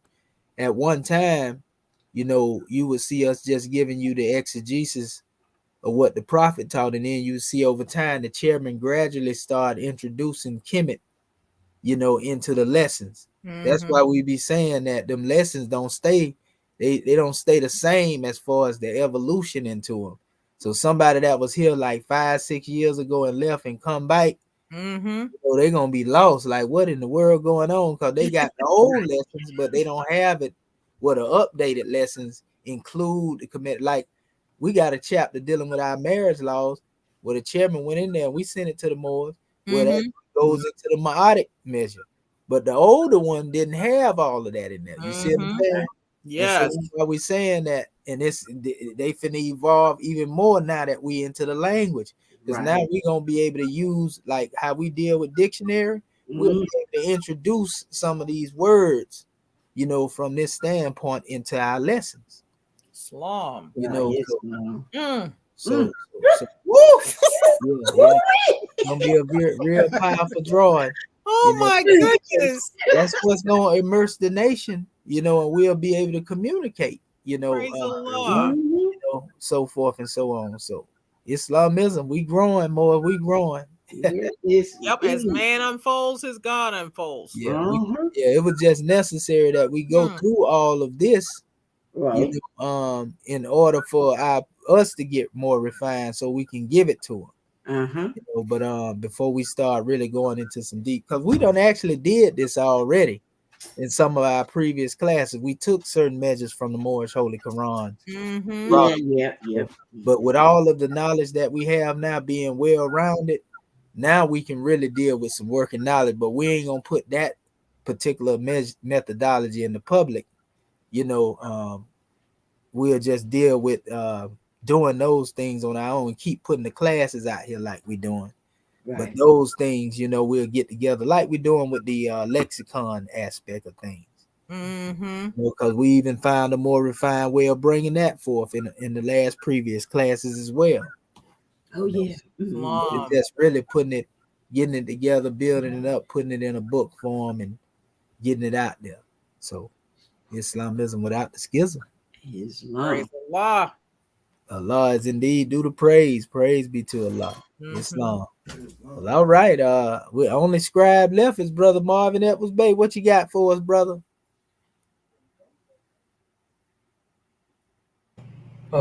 Islam, Islam.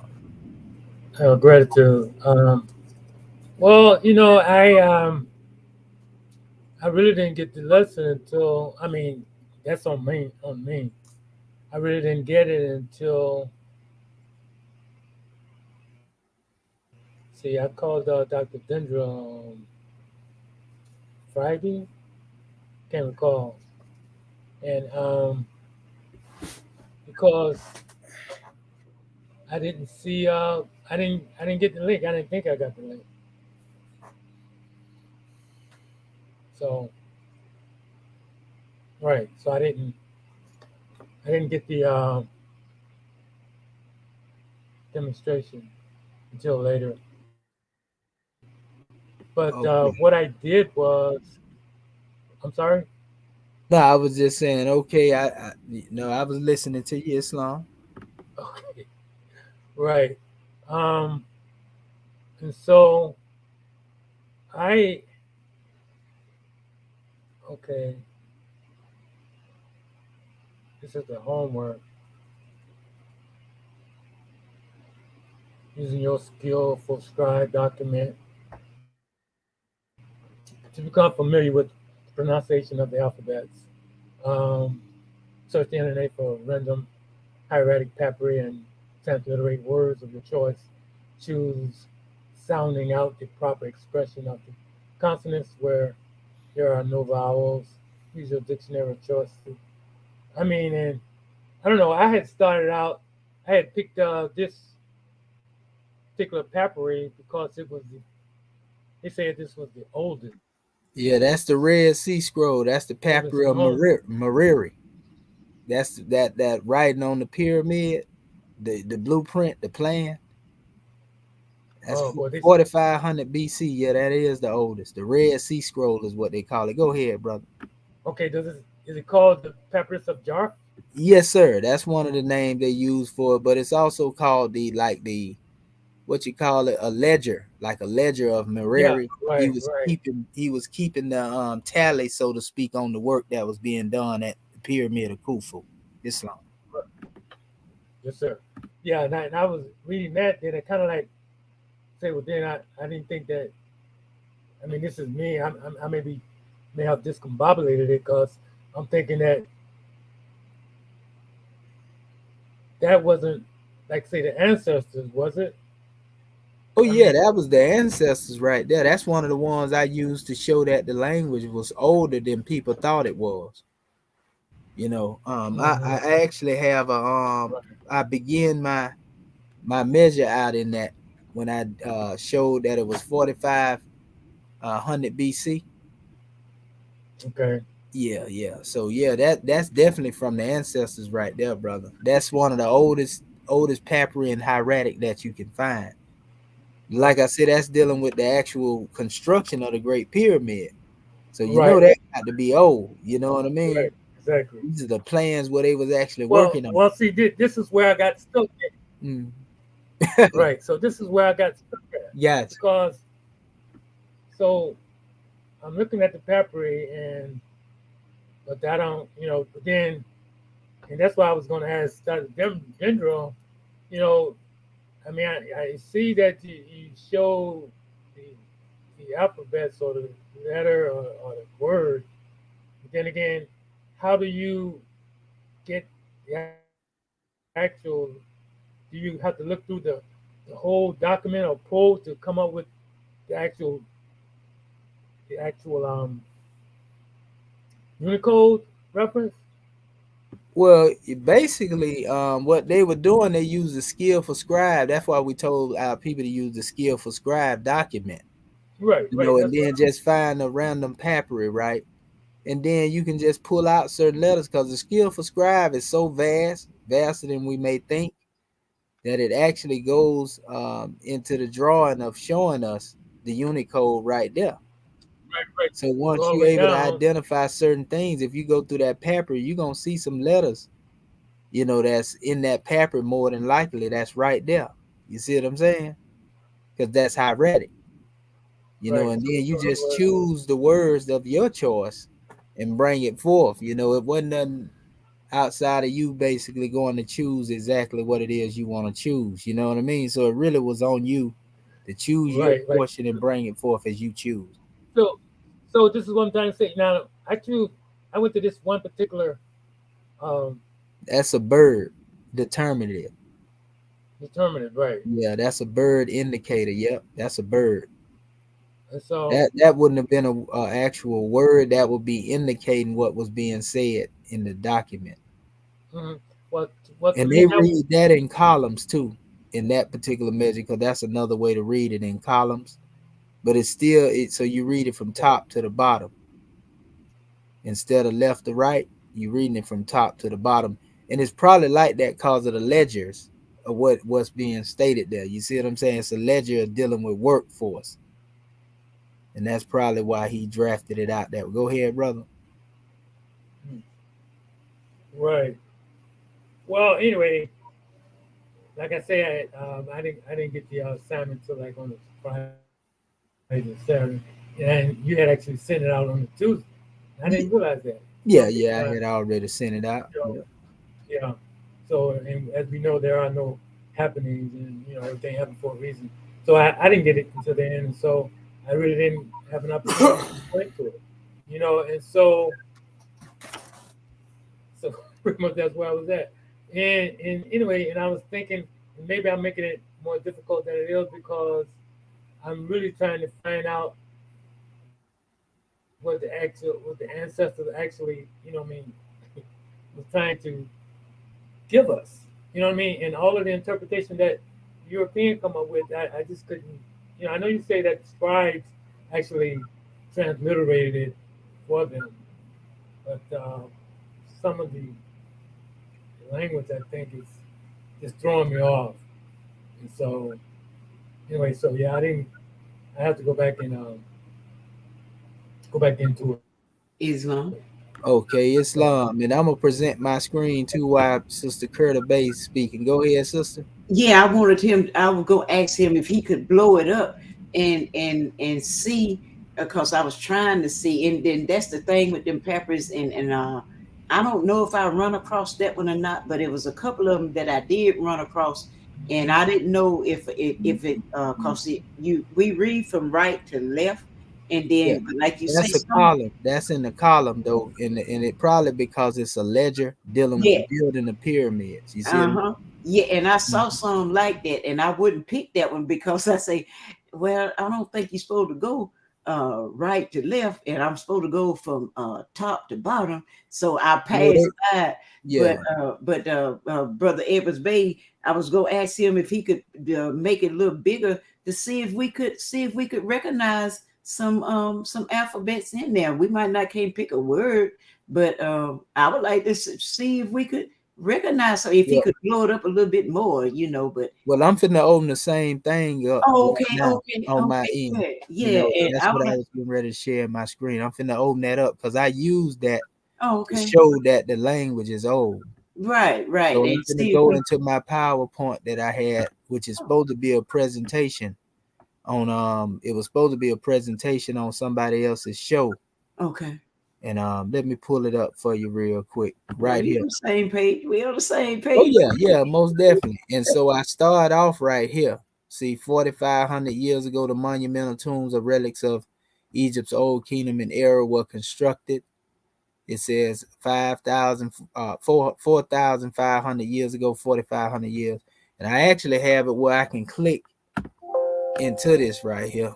Normally, what I'm gonna have to do, I see they ain't got it assigned. I'm gonna see if I can assign this real quick as a link, and we'll just hit OK on it and see what happened if it let me do it. Then, yeah, there it go. Because I've been putting links to the information on here in there, so it'll go straight to, you How know. did you do that, Dr. Shahid? Okay, basically, right here, if you go to insert, you know, this is a website. So I copy and paste the website in this area in the PowerPoint presentation, Mm-hmm. make it a live link. You just go over here and hit link, Get and then out of here. you hit insert link, and you see it right there. You can name it if you want to. I just kept it as it was and just hit OK.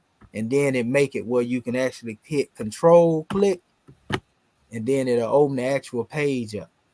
You see what I'm Praise saying? Allah. And Mm-hmm. you know, and this page right here was just proving, you know, how long the Kemetic people had been demonstrating science and everything, you know, time and measurement, early calendars. And so I linked that up with what I'm talking about here, which is going to segue into that even from a more detailed standpoint as I go through the slides. And so the next one, you know, I showed here, you know, and this is actually coming from the University of Chicago. These are not, you know, hieratic. These are cursive hieroglyphs here in columns. You see, but it goes into explaining to you that the hieratic script was a faster way of writing, dating from, and that's the way that they always express it. It was used for everyday communications until 600 BC when it was superseded by the Demotic.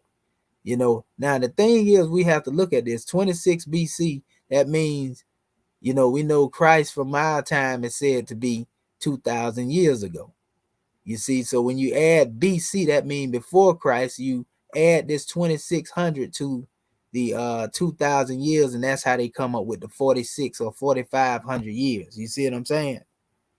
And you can see this is off from the date. That's why I don't really get into the Gregorian calendar that much, you know. But we see this is the oldest date they trying to give. Nothing wrong with seeing it for what it is, but we got our own calendar. We got our Damar Yuga calendar, you know, that we have. And I demonstrated a measure online about that too. You can go and look at it, where I was showing how we would subtract, being that this is in a certain cycle, we would subtract, you know, this from say two cycles, or maybe 3 cycle ages. And that's how we would come up with the date according to our calendar, because we measure time by cycle ages.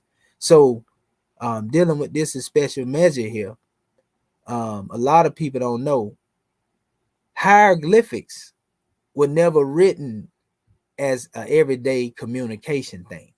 And this right here should let the people know that these glyphs that were created were never communicated as words. You see, that right there should kill the whole argument, because these were mostly in temples and monuments. A lot of this stuff right here, the way they have it printed up, Europeans had put a lot of this stuff together in some aspects. You see, or in the later kingdom, like during the time of the Ptolemies, they would have these things demonstrated like this. But when you go back, we know the primary source material of communication, the language of Egypt, was hieratic. They wrote in it, they used it for communication and speaking. They didn't speak pictures, because the pictures wasn't used for that type of stuff. It was more really like decoration. So people would have to say, okay, well, if this was the everyday use of language, hieratic, they were speaking and writing in it, then you got to show us where they were speaking in pictures. Because if we see the majority of these things was written on monument, what you trying to tell me? These people were just going out the door carving stuff, and like somebody would write a letter and pass the paper to somebody and say, read that. So they would go out the door and communicate with it. Okay, we're going to stamp something in the mud. The lesson for the day is slap right into the mud. And then they go out there. You know how long it would take, just dealing with trying to communicate with people like that? They were just chiseling what they had to say. I got something to tell you, right? They can't talk, so they gonna chisel it in. Man, they need to stop it. Hieratic was the language they was communicating in. It was the language they was writing in. Then it evolved into Demotic. And, from that, we get your Hikapta, and also your Arabic and all that coming up out of there. You see? That's where your actual alphabet come from. So even your guy, Champollion, I just did a class on him recently. Y'all got to check that out if y'all ain't seen it yet. Even Champollion, they tell you that they assign, the Hikapta. He was studying with the Coptic priests. So this is why we say we don't give them credit for transliterating nothing. In fact, where's Champollion Coptic dictionary? Because see, they saying that he had his dictionary and that's what he used to deal with decipherment. But where that dictionary at, Champollion? Because they never published it. The sauce in them wouldn't let it. His teachers wouldn't let it happen. And so to this day, nobody know what Champollion dictionary look. That would be the primary source to prove if he really deciphered anything. Other than that, we just going off what they said. He deciphered it. Well, show us his that way we can compare his work to what he say he deciphered and see if he got it right. You see what I'm saying? And you got to remember, a lot of people like the Masons had got hold to that because Napoleon was one that was trying to aid Champollion in his duty because his Champollion cousin was a Mason. So you already know when you get Western Freemasonry involved, oh my goodness. But y'all got to check that out if y'all ain't seen the video. I went in very detail on the Rosetta Stone on trial. That's what I have. Islam? Islam. I heard that one. Wow, it was powerful. Yeah, that one right there just put the nail in the coffin. So you did. When it comes to that Eurocentric thought pattern, we buried that demonstration. So this is the same paper that our brother Marvin Edwards Bay was showing here, and I'll show you a little bit more closer. This is called the Diary of Maria. This is the other expression of it, same thing, a bigger portion, but it gives the background of this. Same thing that I was referring to. Said the Diary of Maria, known as the Papyri of Jarf, is the name for the papyri, right? Which they're saying art, look like right here, art. It says log books. So this puts you in the mind of a log book when you look at the columns here. You see what I'm saying? And that's why I was saying these lines were added in. He read them like almost an inventory. That's what it was. This is actually an inventory on the work that was being done, dealing with materials and everything. And so he wrote them in columns and designed them this way and went down the list. You see what I'm saying? This was not something just to be read as a papyri. It was inventory, just like people do when they keep inventory, on anything else. They put columns there and they write it, in the way that they do.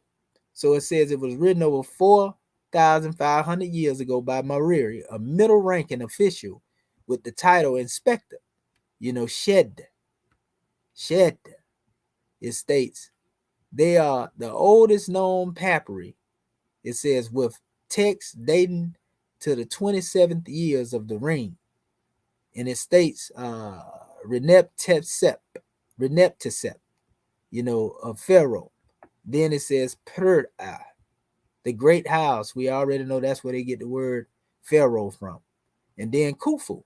So this is talking about the actual house, the pyramid of Khufu, that this inventory is being taken on as it is being constructed. See, that's powerful in and of itself.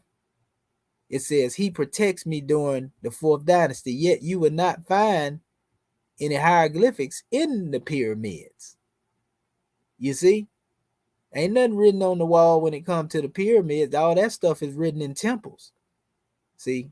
But it says the text written in hieratic hieroglyphs. They use the term hieroglyph. That's somebody that really don't know the difference between hieratic and the glyphs. But it says, he protects me during the 4th dynasty. And then it says Medu Neter, divine writing. They did apply, and research the term Medu Neter, though, even to all of the writing of the Egyptians. Medu Neter is not a term that's, equivalent to hieroglyphs. Because you're talking about divine writing. In other words, they consider all their language divine writings. But when you use this terminology in reference to dealing with the glyphs themselves, you're talking about the language of God. And the language of God is not spoken in the way we speak. Like when it say Moses went before the burning bush, and God spoke to him, God wasn't speaking to him in the tongue that we speak, or in a human language. These are vibrations that were being downloaded from the ethers of divinity into the consciousness of Moses, so to speak. You see what I'm saying? That's why we say we want to hear from the great God. We go into a quiet place and a still but small voice speaks to us. This is called inspiration. In the Grand Quran, it tells you that Allah don't speak to man, but in a few ways. One by the sending of messengers, one by sending angels, or inspiration, or signs that he manifests where he speaks to man from behind a veil. You see, so Medu Neter is that expression where he's speaking to man through signs and symbols, which are for conscious mind and men and women of understanding. He's speaking from behind the veil of creation. So when we say Medu Neter represent language of God, we're talking about the symbols. But when we say Medu Neter represent divine writing, then we can get into the fact that our ancestors considered all their writings divine. You see? So that's exactly what's being stated there. And the real expression of what hieratic is called, though, is what we call Medu Re and Kemet, which means the language of the Egyptians. The actual written language, the spoken language. So that's the language of man. You see? Demotic is the language of man. Coptic or Hikapta, and we know Demotic is called Second Insha. All of these are the language of the people of Egypt. But the expression in, the Medu Neter, as far as dealing with the pictorials, the anaglyphs, this is the language of God. So that's the distinction that you have to make. And once you do that, now you have clarity. So anyway, it goes on. It says mostly consists of the list of the daily activities. That's the ledger. That's the log book, that we're talking about, inventory, of Maria and his crew. So he was actually running a crew out there on the pyramid being built. He was one of the architects, so to speak. It says the most well-preserved sections of Papyrus Jarf A and B, the document and transportation of white limestone. They actually telling you what they was trying. So if you didn't have no knowledge on how the pyramids were built, here is one that was actually working on the pyramids. The Enri looked like it says Enri in Anu. Blocks from Torah quarries to the Giza boat, which is with. So they're telling you where they got the material from, and they telling you the work that they was doing. This is powerful, man. and it goes on and it says, buried in front of man-made caves that served to store the boats at Wadi al-Jarf on the Red Sea coast. That's why they also call this particular papyrus the Red Sea Scroll. You know how they say Dead Sea Scroll? So they use that terminology. If you look up Red Sea Scroll, this is what's going to come up. The papyrus were found excavated 2013 by a French mission under the direction of the archaeologist Perry Tallet. Then it gives a photo of Paris and Sorbonne University, Gregory Morat, and parts of the papyrus are exhibited at the Egyptian Remet Museum. And this is what I was talking about earlier when I was making reference to that symbol of Remet, how they put them together. We was talking about the determinatives, our brother Bati Bey had. So this is a close-up. So of course, yeah, we can identify plenty of alphabets in here. A lot of them in here. If we were to look at it from what Curtis Bay was saying, we already see this is determinative here. That looked like a loaf, but let me see some better detail. This would be K right here, or even G in case that looked like a B. This is mirror here, look like a letter A, look like a letter, might be I or R there. I can't see it because it's kind of squiggly. So there are things out in here that we can pick out definitely with the hieratic. I see the letter I, the statement I, dealing with determinative. It's up through here. I see a S right here. Can y'all see that Moorish kin that I'm pointing out? Yes, yes. And I also can see up here, this is actually dealing with the date and the time, because that's a moon. Okay. Look like it. And then you got the one, the unity right there. Yeah. It's actually probably the month that's being spoken of here. I can't make the rest of that out. Yeah.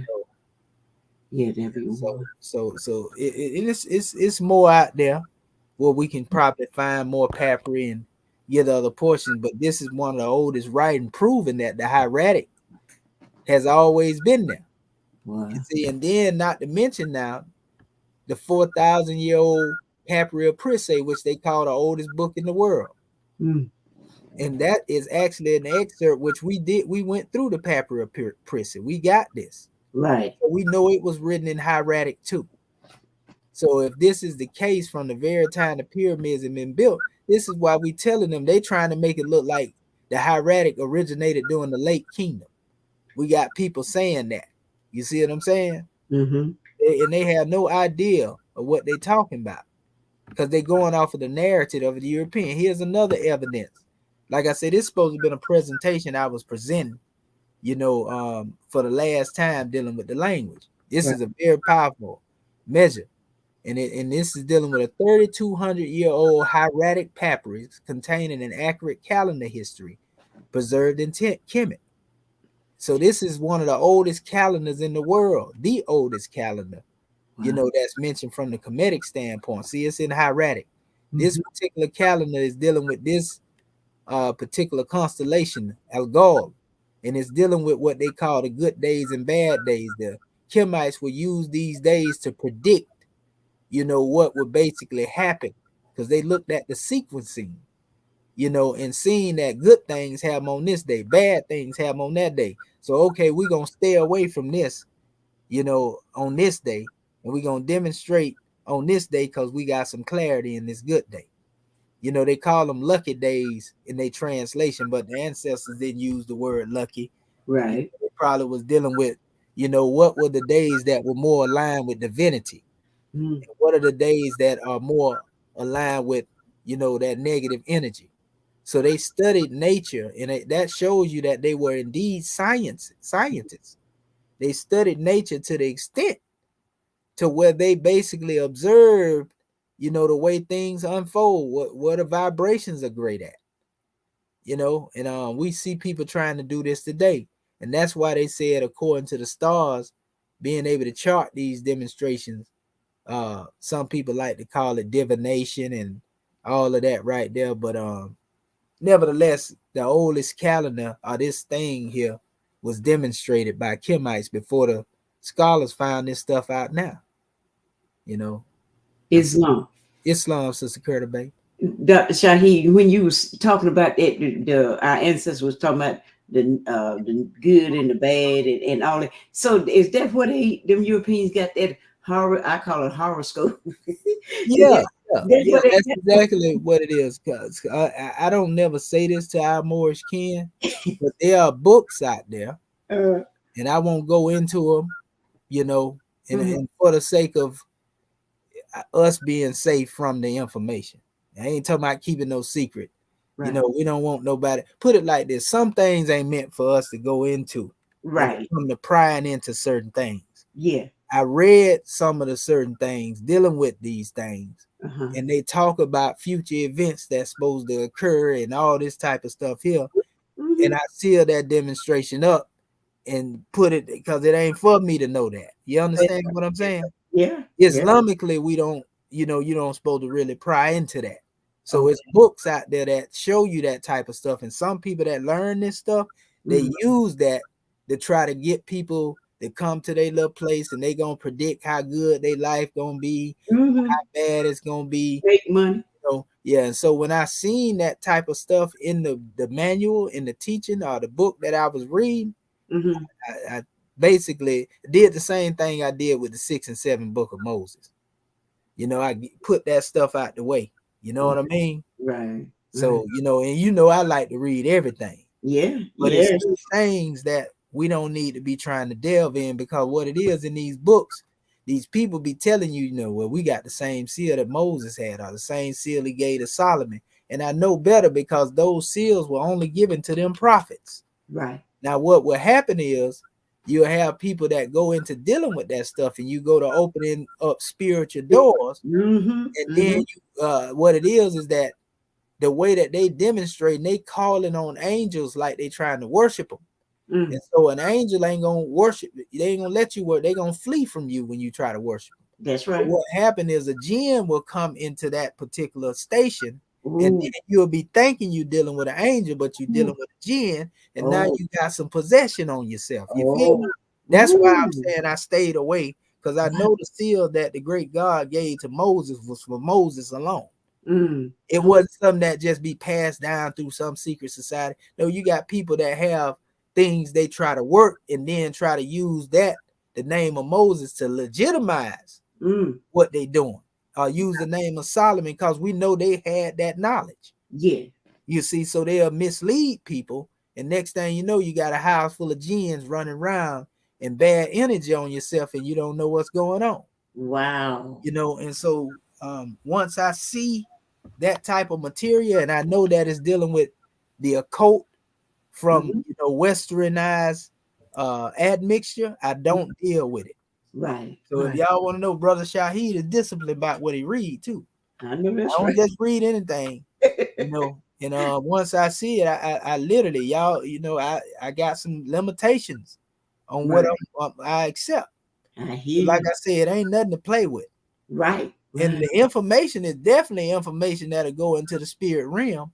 But they forging it in the name of prophets, and in the way that they doing that is not healthy for somebody to go into. They may think it and talking about, I'm doing some shadow work. All right, go out there and work with the shadows and watch what happens to you. Islam. You know what I mean? And you know what? That sounds like portion from that book Thinking and Destiny that warns about that. Don't be playing in those realms, tell you. because you open doors. And see, we had lessons on the gateway and things of that nature. But if you don't know what you're doing, or you're dipping and dabbing, or the intent is not right. That's right. See, went back in Philadelphia, there was a brother, I can't Wajir, as a matter of fact, and he used to give the Moors books coming from Jigong Shah, coming out of China's degree. Okay. And there was a sister that had gone up there specifically to meet him, and he gave her such a negative degree, saying that you have a lot of demonic and negative spirits around you. I can't help you. Now see, and see, this is why the prophet tells us about purifying. Get your heart and mind clean, because these degrees are nothing to play with. That's Just right. the fact of the wrath itself that you bring to yourself, Yep. and that negative karmic debt. And like you said, there's certain books I'm not going to mess with. And this is where discernment comes in too, because you cannot be playing in those realms. Right. That's right. And it ain't really that the book is evil. It's the nature of the fact that the jinn is neither good nor evil. And so what happens when you go into those books, that's why, like you said, Grand Secretary of State, purify your heart and mind. Because what happened, y'all seen a lot of the Western movies. They depict it in the movies all the time when the priest is going there to deal with an exorcism. If that priest got any weakness in him, and he go to deal with that thing go to calling that out to him, and then he go to doubt himself, that's when that entity overtake him. But he would show that priest every negative thing he ever did in his life that nobody knew about. And that's how he breaks him. And so if you have not purified your heart and your mind, you can think you pure because you live in a clean life. And, but if any little crevice is there of weakness, the entities know that. You see what I'm saying? They know that. And that's where they attack you at. And they'll get in and trying to take your body. That's why in the Bible, when Moses was there and it said the angel and the devil was fighting over his body, that's because though Moses wasn't there consciously, that angel was his consciousness that was standing in mufti mode while he was out there. But if you go out there, talking about I'm finna go up here into the ethers and, all this type of stuff right here, and you ain't clean and pure, man, literally, you can get lost out there. This ain't no playing, no joke, family. They will cut your cord. And then hijack your body. They showed it on the movie, remember the Paranormal? They showed that type of stuff. Where one's going out there and then the entity come back through your body, because it's entities out there that want to come back, cross over into this realm. So they have even signs where people have to, bells get to chiming and stuff. You have to get back to your body because other entities are trying to go into your body. You see what I'm saying? So that's why you got to be careful, when you do it. And more better, you actually, like how I've been able to go into the realm I wasn't trying to go. You know what I mean? The times I went, like when I seen the chairman them out there, him in the mufti, this is what I seen, family. When I, and he was welcoming me, like come in, and I understood this was the Hierophant, because the Hierophant had showed himself as Kunum, the white ram, real beautiful, eyes of gold with the, the ram looking, they was being fanned by palm branches. The Netters was fanning them. I'm talking about I was literally in Kemet before Kemet was destroyed type of demonstration. And then the neck, and he was waving his hand to me, the Hierophant, like, come on. I didn't understand it at the time. Then when I look at Kunum have you on the potter's wheel. You see what I'm saying? He the one shape and mold man on the potter's wheel. And so then when I seen the chairman and the mufti them out there in and I also seen the original assistant grand sheik, Sister Inshallah Bay. She had her back turned to me and she was in the kitchen doing something in the kitchen. That's all I remember from that. But then I see the chairman out there. We was literally suspended in space. The chairman had his leg crossed like a Buddha.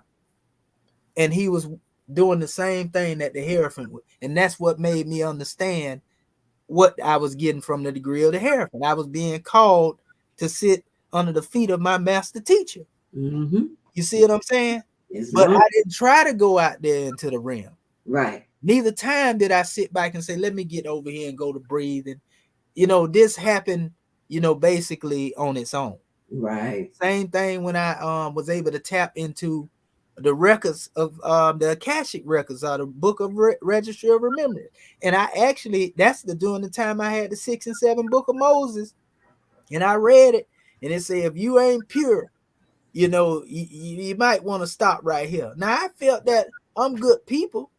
You Right. know, I feel like I'm pretty close to purity and everything there. But when I read that, I closed the book up. So I can't tell you That's right. what that whole book I is. would have.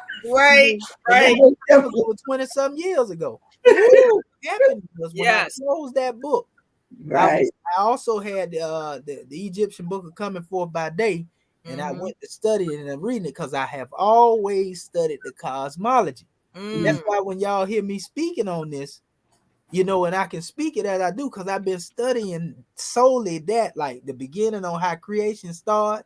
I'm talking about the science behind it and, the atom, the molecules, dark energy, dark gravity. I've been studying this stuff and never stopped studying all the way up to now. Mm. I still study it. And so what happened is I went into the realm and like I said, I heard my higher medium speaking. It was my voice.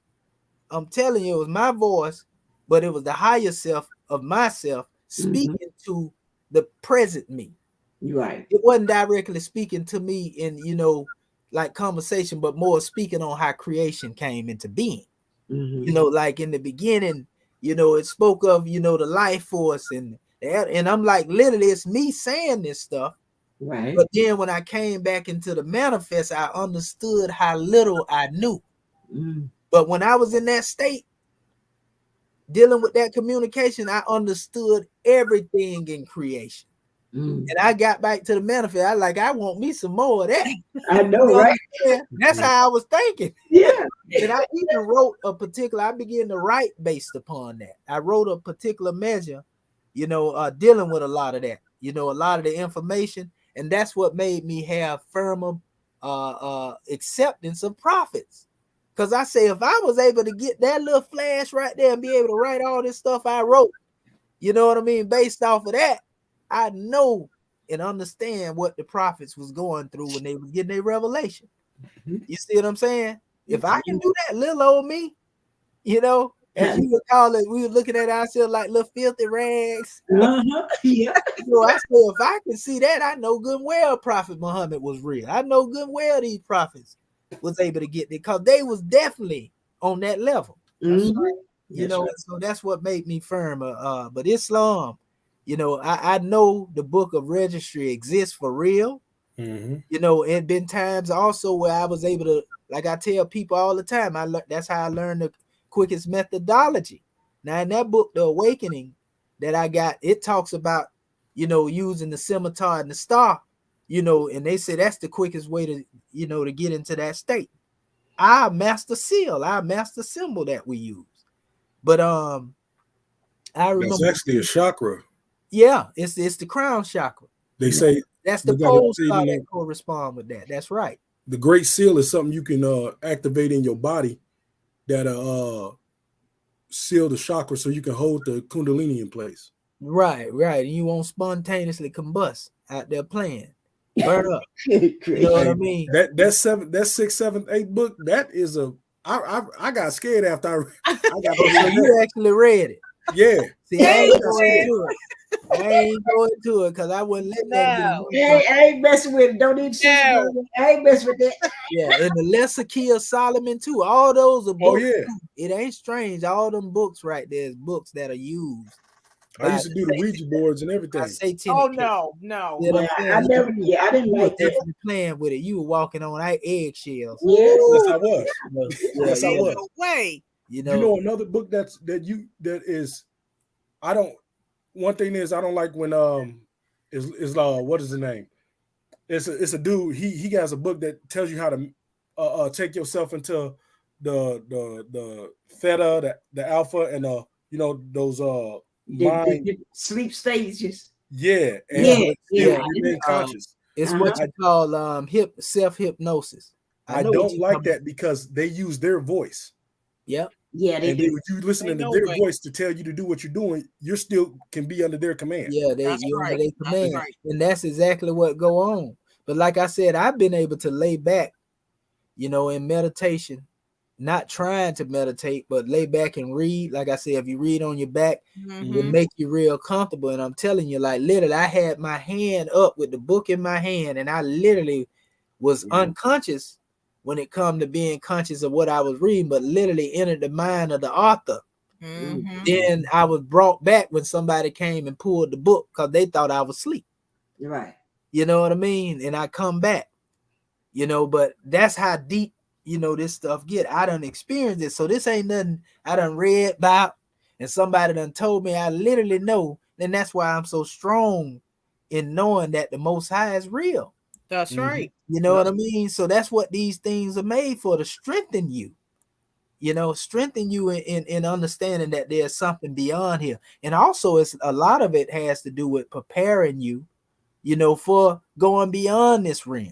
Right. So you will be ready at that time. That's why I had a situation where I was dreaming and thought I was, it was time for me to get up out of here. And it seemed real. I had a dream one time recently, vision. I had grabbed something electrical and I was just getting electrical shock. And I was actually in my room. God woman was in the kitchen cooking. So while I'm in there, literally, I know she in the kitchen cooking because I'm in my room having it. And I'm like, she ain't going to come back here and help me. I'm just getting electrocuted, and everything. So I said, you know what? I wasn't scared. I said, all right, it's time to get up out of here. You know what I mean? God bless the living. Same thing with my son that passed. We was driving. He was driving the truck. I let him drive the truck. And he was getting ready to pull over in the lane on the interstate to get on the exit. And just so happened, he was finna run right into that truck. And so I called his name. I was like, Vontae, to get his attention. And soon as I said that, at the same time, the thought came to my mind, man, we finna go. And I was ready. Like literally, in that moment, I wasn't scared. All right, this is time. So every time I've had them situations where I either on the manifest or in that realm, I'm always ready. You understand? I ain't scared. Oh Lord, have mercy. I ain't going there. It'd be like, well, all right, it's time to go. I accept it. My mind immediately accepts it. So I know when it is my time. Right. Yeah. I'm already ready. Right. You see what I'm saying? This knowledge helps you for that instead of being scared of the unknown. Islam. That's right. You remember, like in the DVDs when the chairman was saying, before you go into the meditative state, the astral travel, you have to have the destination in your mind. I was about to say that, That's Bati right. Bay. Yes. That's He used right. to You know get what I'm on this all the time. Yeah. So you have to have it in your, no matter, even if you do it, like say you just fall back, you still got to remember you're grounded. And I learned this in meditation, and they tell you to meditate that like you're a foot above, like your astral body is a foot above your head, but you have to bring it back, because a lot of times if you go a foot above, I used to meditate and then gravitate outside the building and watch everything around me, and then when I came back in, if my mind was at the least bit of, you know what I'm saying, ADHD, I ain't gonna say, I don't want to say loony, but my mind be spacey that whole day. And until I had to reroute and go back and literally pull myself back in, I'd be loopy. For real. Right. It's a focal point is what it is. Yeah. That's why I say we're not being led to a destination that's neither uncertain or unknown. You know what I mean? So yeah, there's some powerful things out here, Morris Ken, when it comes to dealing with, the information. So yeah, but that's just my experience, of the drawing. Like the God woman, she actually seen the prophet. Like I said, he took her into Chicago. She woke up like 3-4 o'clock in the morning. She was crying, because she seen, the harm that was brought to the prophet, so to speak. Good. And he showed it to her. And she was like, they was talking about some paperwork, baby, some paperwork. Somebody was trying to get some paperwork. You know what I mean? And so he showed her a desert. Like she said, he would turn around and like his body would hide the vision. Then when he turned back around, the whole scene would change. Wow. You know what I mean? She would wake me up 3 or 4. I'm talking about at 3 o'clock in the morning. I'm out of there, Moors, and then she just started talking to me. She don't be like, hey, wake up, Shahid. She just start having a conversation like, such and such and such and such. I'm like, man, what in the world? I'm talking about I've been dealing. That's we do that. Yeah, that's exactly how she do. And just go to have a whole conversation. That it ain't, don't shake him or wake him up or nothing. Like, I'm gonna wake up. And she would give some high degrees though, of the visions that she would have, talking about the Elohim, certain things she was able to see, and it's powerful though. All I can say is the God women, so to speak, have a powerful way to the gateway. Yes, they do. That's what they call that real mother's wit. Mm-hmm. That connect back to the ancestors, so to speak. So, yeah, this is powerful. Look, I tell you, I had when I had that quartz crystal on my crown chakra, okay, and I was traveling. I was sitting in a lotus position, and I could actually see the universe, where the room that I was sitting in was actually disappearing, and I'm actually in the universe. And I could hear Dr. Nefertiti saying, "Wait a minute, where are you going? You're not gonna have this is jamming, and your body sitting there, and I can right back down." And if the quick see, had it not been for Dr. Nefertiti, I'd been out there lost. Yeah, you gonna be out there. Yeah, she called you back. Wait a minute, where you going? Where you going? Woo! I tell you, and see, that's a grand degree of protection, so to speak, just in the family. You know what I mean? Yes. Mm-hmm. Yeah, because you never know. You probably had some of them demon dogs and everything. You know how they do. They try to chase you and everything. Out there, it be crazy stuff going on out there in that realm, man. They tell you these are the phantom forms that they talk about that flip before the mind. But the whole key to it with them is to be fearless. Yes. Your fear is what allowed those things to overtake you. Right. You remember me telling you about the ones that stuff. Yeah, I can see that fear. Like, that's a demon, all right. Deal with your own lower self. Yeah. So you cannot play until you purify. And I already know me. Okay. That's right. Wait a minute. Even in the Egyptian adept rite of self-initiation, that's what it really deal with.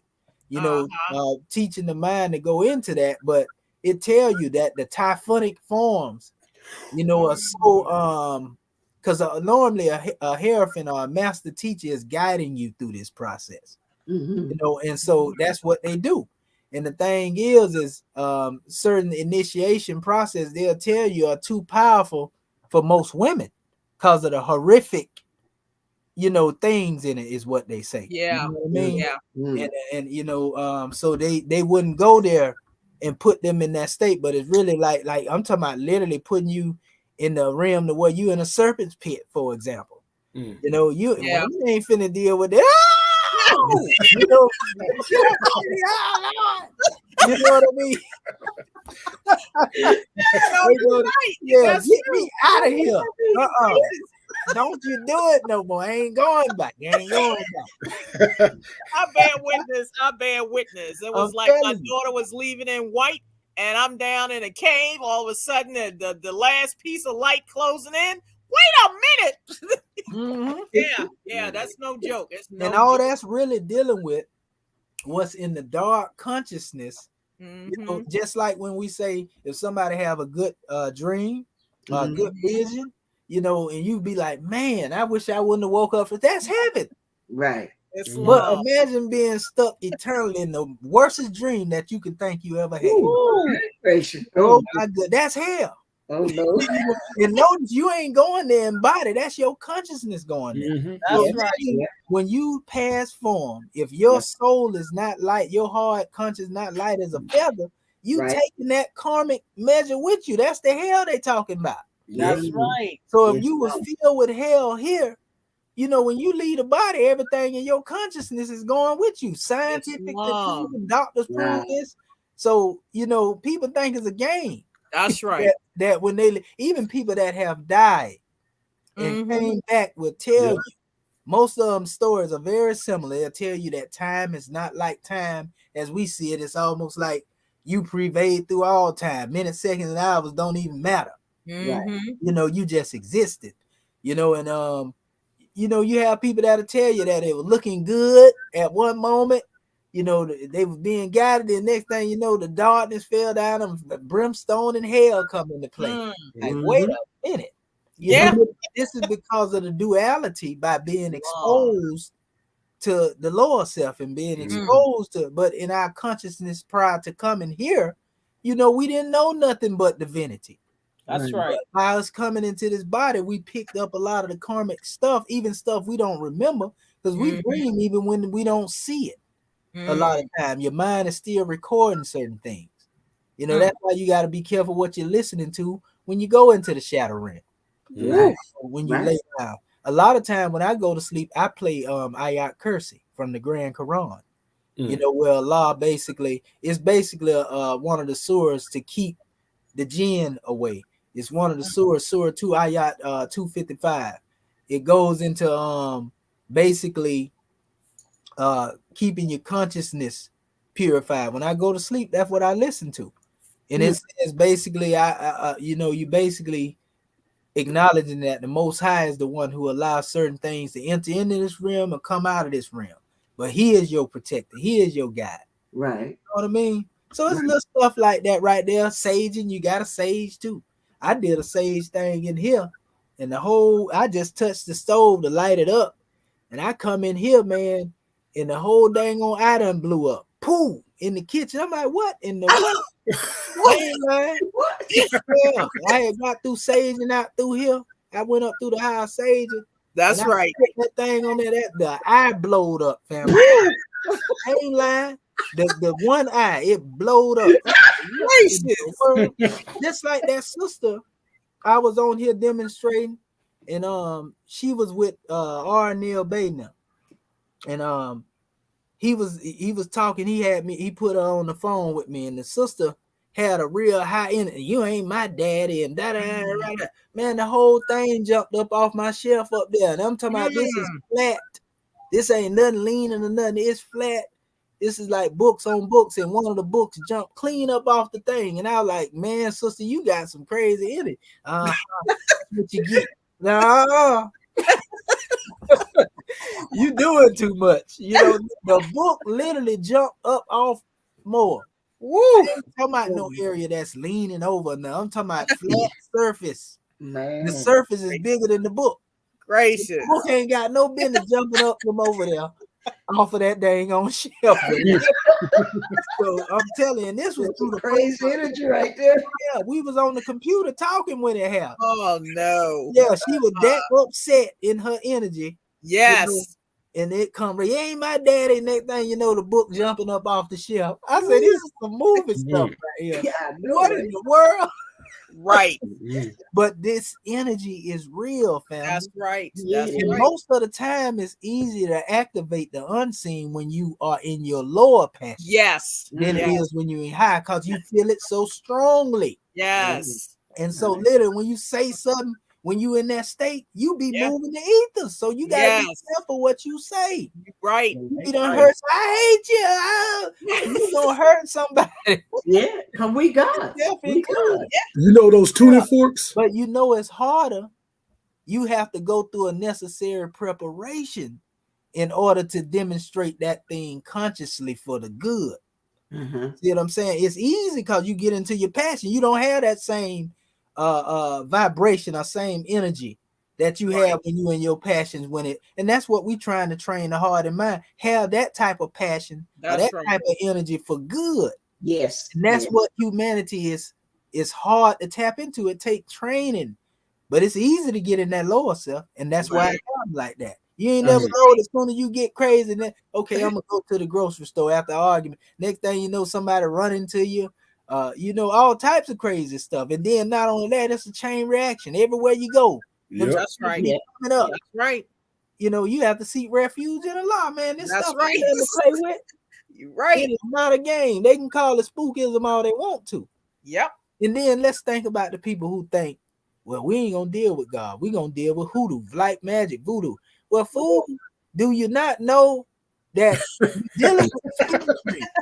And if that's working for you, that's proof right there that it's a God. Yeah. You know what I mean? Hey, brother Shaheed. Yeah. You just want to get it through the lower self. And then you open up all these demonic doors, and next thing you know, you got minions on your behind. Man, Then you cried.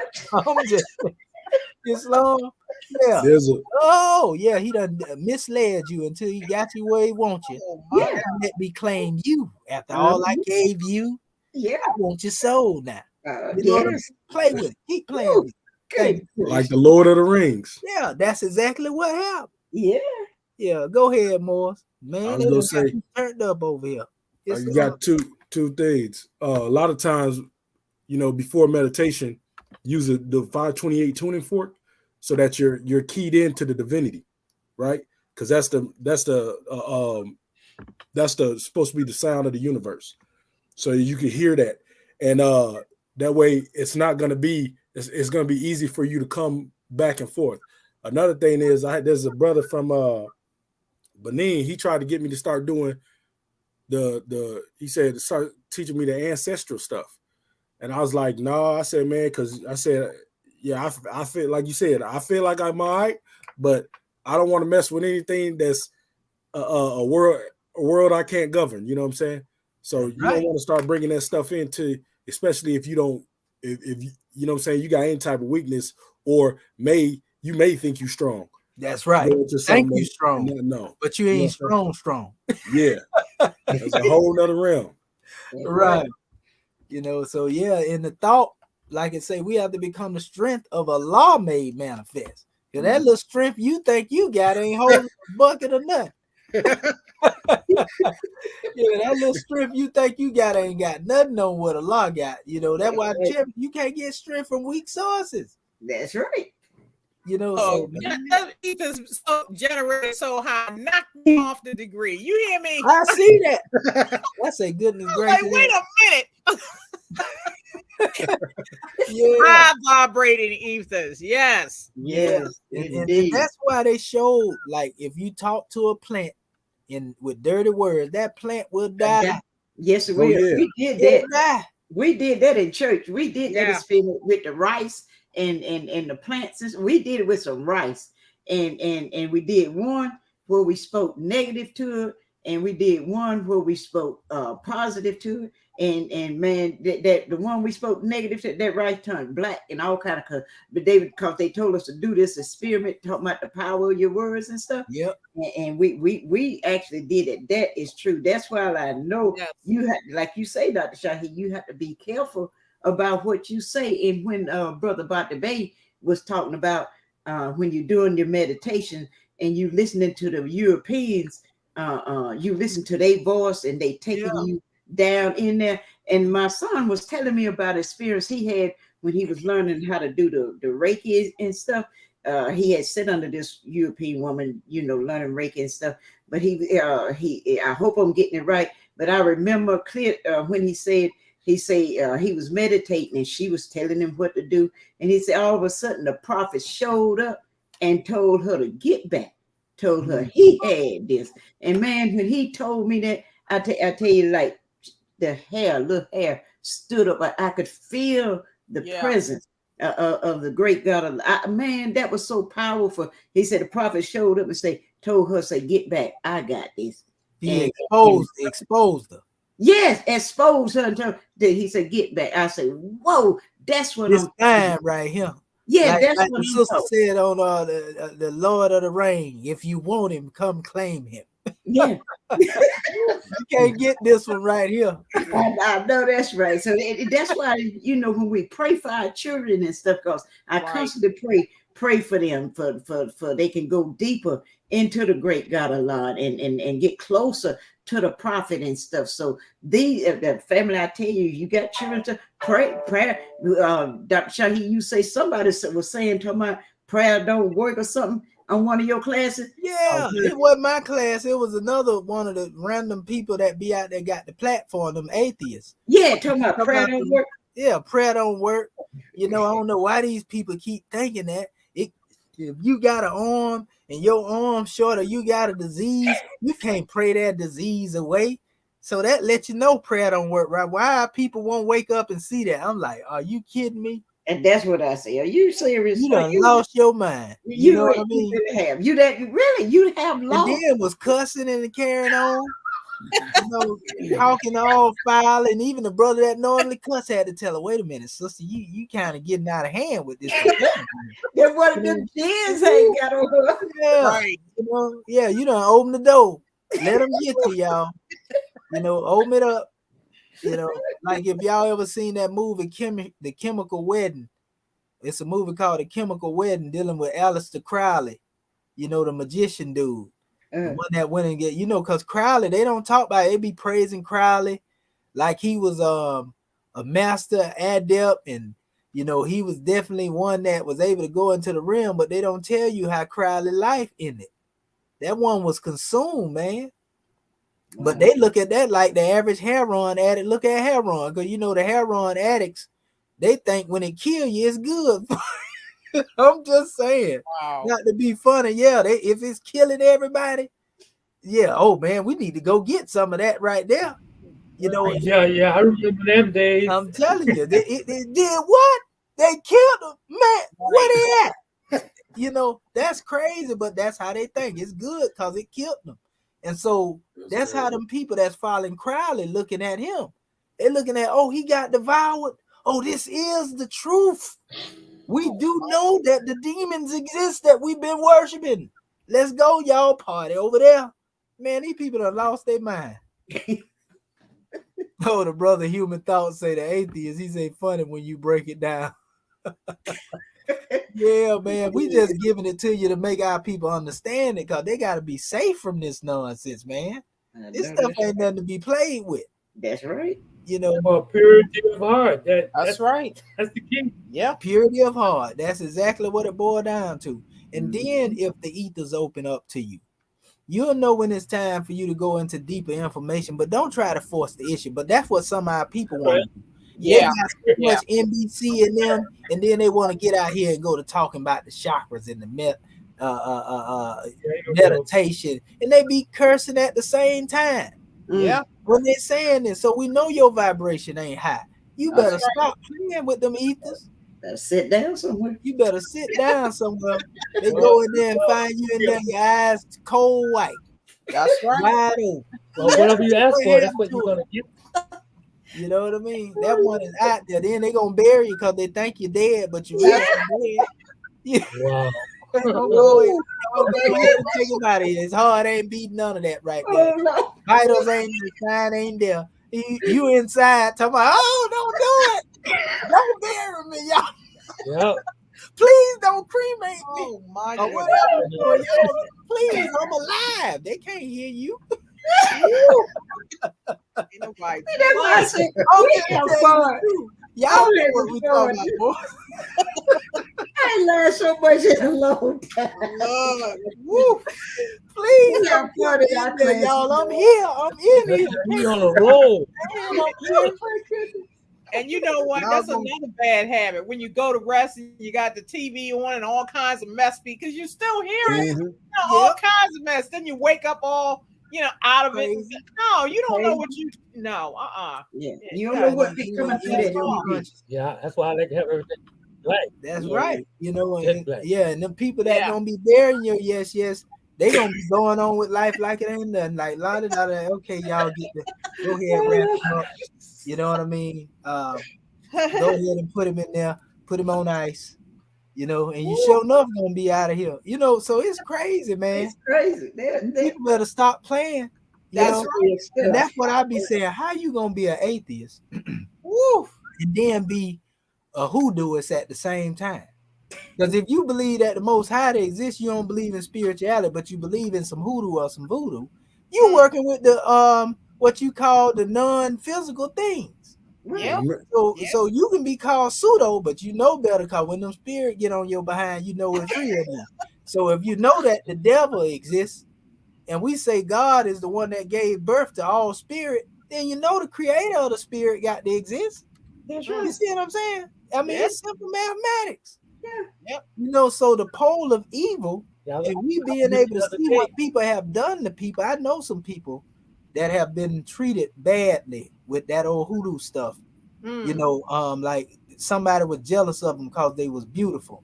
I know it's a sister we call her Letty, and they would say the brothers was, back in man, that girl was one of the baddest people in the world, and somebody did them wrong, and she right to this day she ain't never been right, family. Just to be out everywhere, you'll see in the city, out here on the corners, but they say she was a very beautiful sister that somebody got jealous of. And so the thing is, situation like that, where we done seen, I know all of us can tell you some accounts where we done seen people affected by this stuff. That lets you know that the spirit world is real. That's Yeah. right. It takes a great God to pull that type of stuff up off of you. That's right. Yeah. You know what I Yeah. mean? Especially down where you at, all Man, down there, in the South, man, Oh, listen, damn. all I'm them all gonna that leave. energy, all that bad energy down there because of what they did to our ancestors. Yeah. Man, That's right. You see what the brother said right here? Yeah. My grandmother called that working a root. See, Yeah. Yeah. Root working. and you right, Barty That's Bay, right. because down here, I'm gonna tell you something. They had one by the name of, and everybody knew this name. Even Malachi York say he was related to this person. I remember hearing them talk, the older people, some of my auntie's friends, because my auntie had a man, he used to beat her. He was cool people to me, but I guess he was just one of them physical type of dudes. And so it got so bad she wanted him away from them. She went and got her friend that growed up with them. They buried that man pants in the bike. I remember looking at him doing this. And they were speaking of one known as, they called him Dallas Smoke. That's a very known name. Anybody from the South know that name. Say an old person that they would go to in Georgia that would work that type of stuff. And Malachi York claimed to be related to Dallas Smoke. You see what I'm saying? He put it in his books. Right. But people would come from around the country to go see that lady. A man or whatever, whichever one, because I really don't know the gender. But they said that one was real old. You can see the age in it, and it finally passed form after years. But that's who they was going through to paying. Like literally, they was from the South. They was leaving Florida, going to Georgia to deal with that person. I ain't lying. Yeah. So that's what I'm saying. And they were saying, well, she don't deal with they don't deal with evil. They just remove them spirits, and that may well be the case or whatever the case. I don't know, because I ain't never heard of that one doing no harm, but that's who they would go to remove the harm from them. So thing is, where they got that knowledge from? Who taught them? You know what I mean? And We had maybe this it was here in South Carolina. They would go to, I think it was Florence.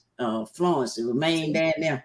Everybody be flocking down there and going. I mean, drive miles. I mean, you had people coming from up, New York. I mean, way away from long places, coming to these people like a human thought say to these root workers working magic. And like you say, they didn't. A lot of times they didn't do no harm. They were trying to help you to get stuff off of you, but like you say, if you had somebody that was messing with you, you could they would give you stuff to try to ward it off and turn it back on them. And see, I come up in that type of stuff. Being here in the South. So when the God man say his grandmother called it root working, and see, I know all about that stuff. That's why I don't eat. I don't want anybody fool me either. That's right. In this Bible Belt, we know about all that stuff. All that stuff. But that was and the thing is that they end up putting more worship, into they trust in that more than the Most High, and that's where they end up. Right. There you go. That's where they end up falling short at. Yes. That's where that 6th, 7th book of Moses. That's what that gets into. See what I'm saying? See what I'm talking about? I'm glad I didn't touch it. You just right. Don't let it come out. Be to Allah. I was just like you said. I was just in reading things. Yeah, most definitely. I got to read into that to like the Zohar. If you read the Zohar, it gets into it talks about all that. The Setziyatzara. Yeah, I'm familiar with all that, the Zohar. But the Zohar, on the other hand, it don't give you the actual keys to trying to do that stuff. That 67th book of Moses has stuff in there where it's gonna show you how to do it. I don't want to know. I don't want to know. That's what I'm saying. It like literally give you the seals in there. I know what they were trying to say. I didn't read the book, but I know where they would get ready to go. I said, No, no, no, no, no. No, No. No, like the Grand Secretary of the State. No. no. I'm gonna show y'all something real quick, family. Also, and because the Grand Quran actually revealed this in the Grand Quran, and look at what it says here. This is dealing with Haru and Maru, right? It says, and Allah says, and they followed what the shaitans chanted of sorcery in the ring of Suleiman. It says, and Suleiman was not an unbeliever, but the shaitans disbelieved, and they taught men sorcery that was sent down to the two angels at Babel, Harut and Marut. Yet these two taught no man until they said, surely we are only a trial. Therefore, do not be a disbeliever. Even the men learn from these two magic, by which they might cause separation between a man and his wife, and they cannot hurt with it anyone except, it says, with Allah's permission. And they learn what harmed them and did not profit them. And certainly they knew what he who brought it should have no share in the good in the hereafter. And evil was the price for which they sold their souls, if they but they but knew this. And so it's giving you the same thing. It's telling you right here in the Quran where it came from, where it was brought from. It showed you Solomon wasn't no unbeliever. It was a shaitan that came in there trying to make you think they got Solomon sealed. They were the disbeliever. But even the angels told them, they said, this is a trial. So don't be a disbeliever. You see what I'm saying?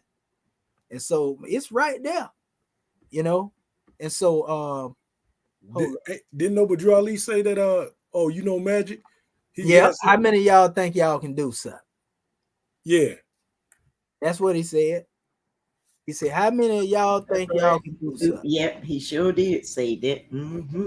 Did he say, what did he say after that? Yeah. Kill you or something? Yeah. Basically, when that one stood out, I think that one got took off the count. Yeah. If I remember, that's just too bad. And they said that one fell dead. Right. This is Surah the one I was telling you, Ayat cursed, which means the throne. Remember I was talking about that the curse deal with Allah's knowledge that pervade over creation. Mm-hmm. And so that this basically is what is recited to remove that type of stuff or keep it away from you. It says, Allah, there is no deity except him, the ever living, the sustainer of all existence. Neither drowsiness overtakes him nor sleep. To him belongs whatever is in the heavens and whatever is on the earth. Who is it that can intercede with him except by his permission? He knows what is presently before them and what will be after them. And they encompass not a thing of his knowledge except for what he wills. His curse extends over the heavens and the earth, and their preservation tires him not. He is the most high, most great. That keep that type of energy from you when you recite it in the Arabic. You learn it. So it's powerful. So it's a lot of stuff in the Grand Quran as well that you can chant as hecker to bring blessings and keep things away from you. And it's the same way with the Piscean record in its original state, before it was corrupted. All of them have that in there. But if you don't know that right there, well, you go indulge in what man say. You'll be running around here paying people. No, the Most High is the one that you call to be your protecting your guy. Or you can say your Moorish American prayer in the Egyptian adept form that we have, that transliteration. Oh man, that's a powerful demonstration. I remember one time one was messing with me and I started reciting that demonstration and he was running the job, but he had a problem with me. You don't want to start something. I ain't doing that. I just was reciting that demonstration. That one got fired the same day. I ain't lying. And I didn't wish for him to get fired, but he was bucking. And so, it's a powerful demonstration, more. We just got to be careful, and stay in the higher self. We the gods. We got the ability to speak things into existence. We can speak good things on the manifest, bad things on the manifest. And like I said, the Most High, ain't gonna place no burden on us greater than we can bear. But he also keep certain things away from fools, because they end up hurting themselves in the process. Islam. So Islam at this time, what we're gonna do, we're gonna let our Grand National Secretary of the State come forth, and then we're gonna let you take us. Well, the Moors say they peace, and we're gonna close this demonstration out. Islam, Grand National Secretary of the State. Islam, Islam, Islam. Woof.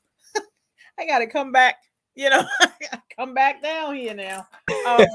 It's been having already risen and given praise and honor where due. This has been such a grand class. I'm very grateful to the assignment as Dr. Denver was speaking about in reference to being able to challenge oneself. And, it's just a blessing and an honor to be able to have these keys and go into these records of our ancestors and forefathers, and have the discerning degree to be able to say, does this make sense or not? And we are just so truly blessed. I give honor to our government, to you, Dr. Shaheed, for hosting this class, to our panel, and also our family online, and we can just see the prophet unfolding in reference to the mighty work that we are called to do. And like I said, we have so many sciences. There is work enough for all to do. And I just, I love these classes, and it keeps one sharp, and it keeps the the holy breath around one, so gratitude. I'm just humbled, happy, and it is well. So gratitude more for calling me forth. Peace and love. Islamism, indeed it is well. Praise be to Allah, and the scribes have done a grand job. Islamism, without the schism. Islam, we're going to give honors to our beloved brother right there, Special Agent Mufti. Those who know who Sam is know exactly who this brother is. He held the chairman down when he was in Chicago. Honors to you, beloved brother. All right. So at this time, let us call forth our Moorish kin to see what it is that they have to offer and add on to this grand bill that we just demonstrated. Islam. Islam, Sister Curta Bay. Islam, honors has already been given. Like the goddess said, this has been a powerful class, one of our most powerful classes. And for me, I'm enjoying everything. Like I always say, I put that energy out there. I'm having fun. I'm learning and growing and unfolding. When I look back where I come from and where I am now, I praise the great God Allah, and I give honors to our holy prophet, and I give honors to you, National Sister Grand Sheik, for all that you do in helping us to unfold and learning these lessons about who we are and about our ancestors. I'm so honored to be a part of this class, and like I said, it's just a powerful thing what we're doing. I don't have any fear no more. I'm not nervous no more. And the thing that I need to do is to find out more ways for me to immerse myself.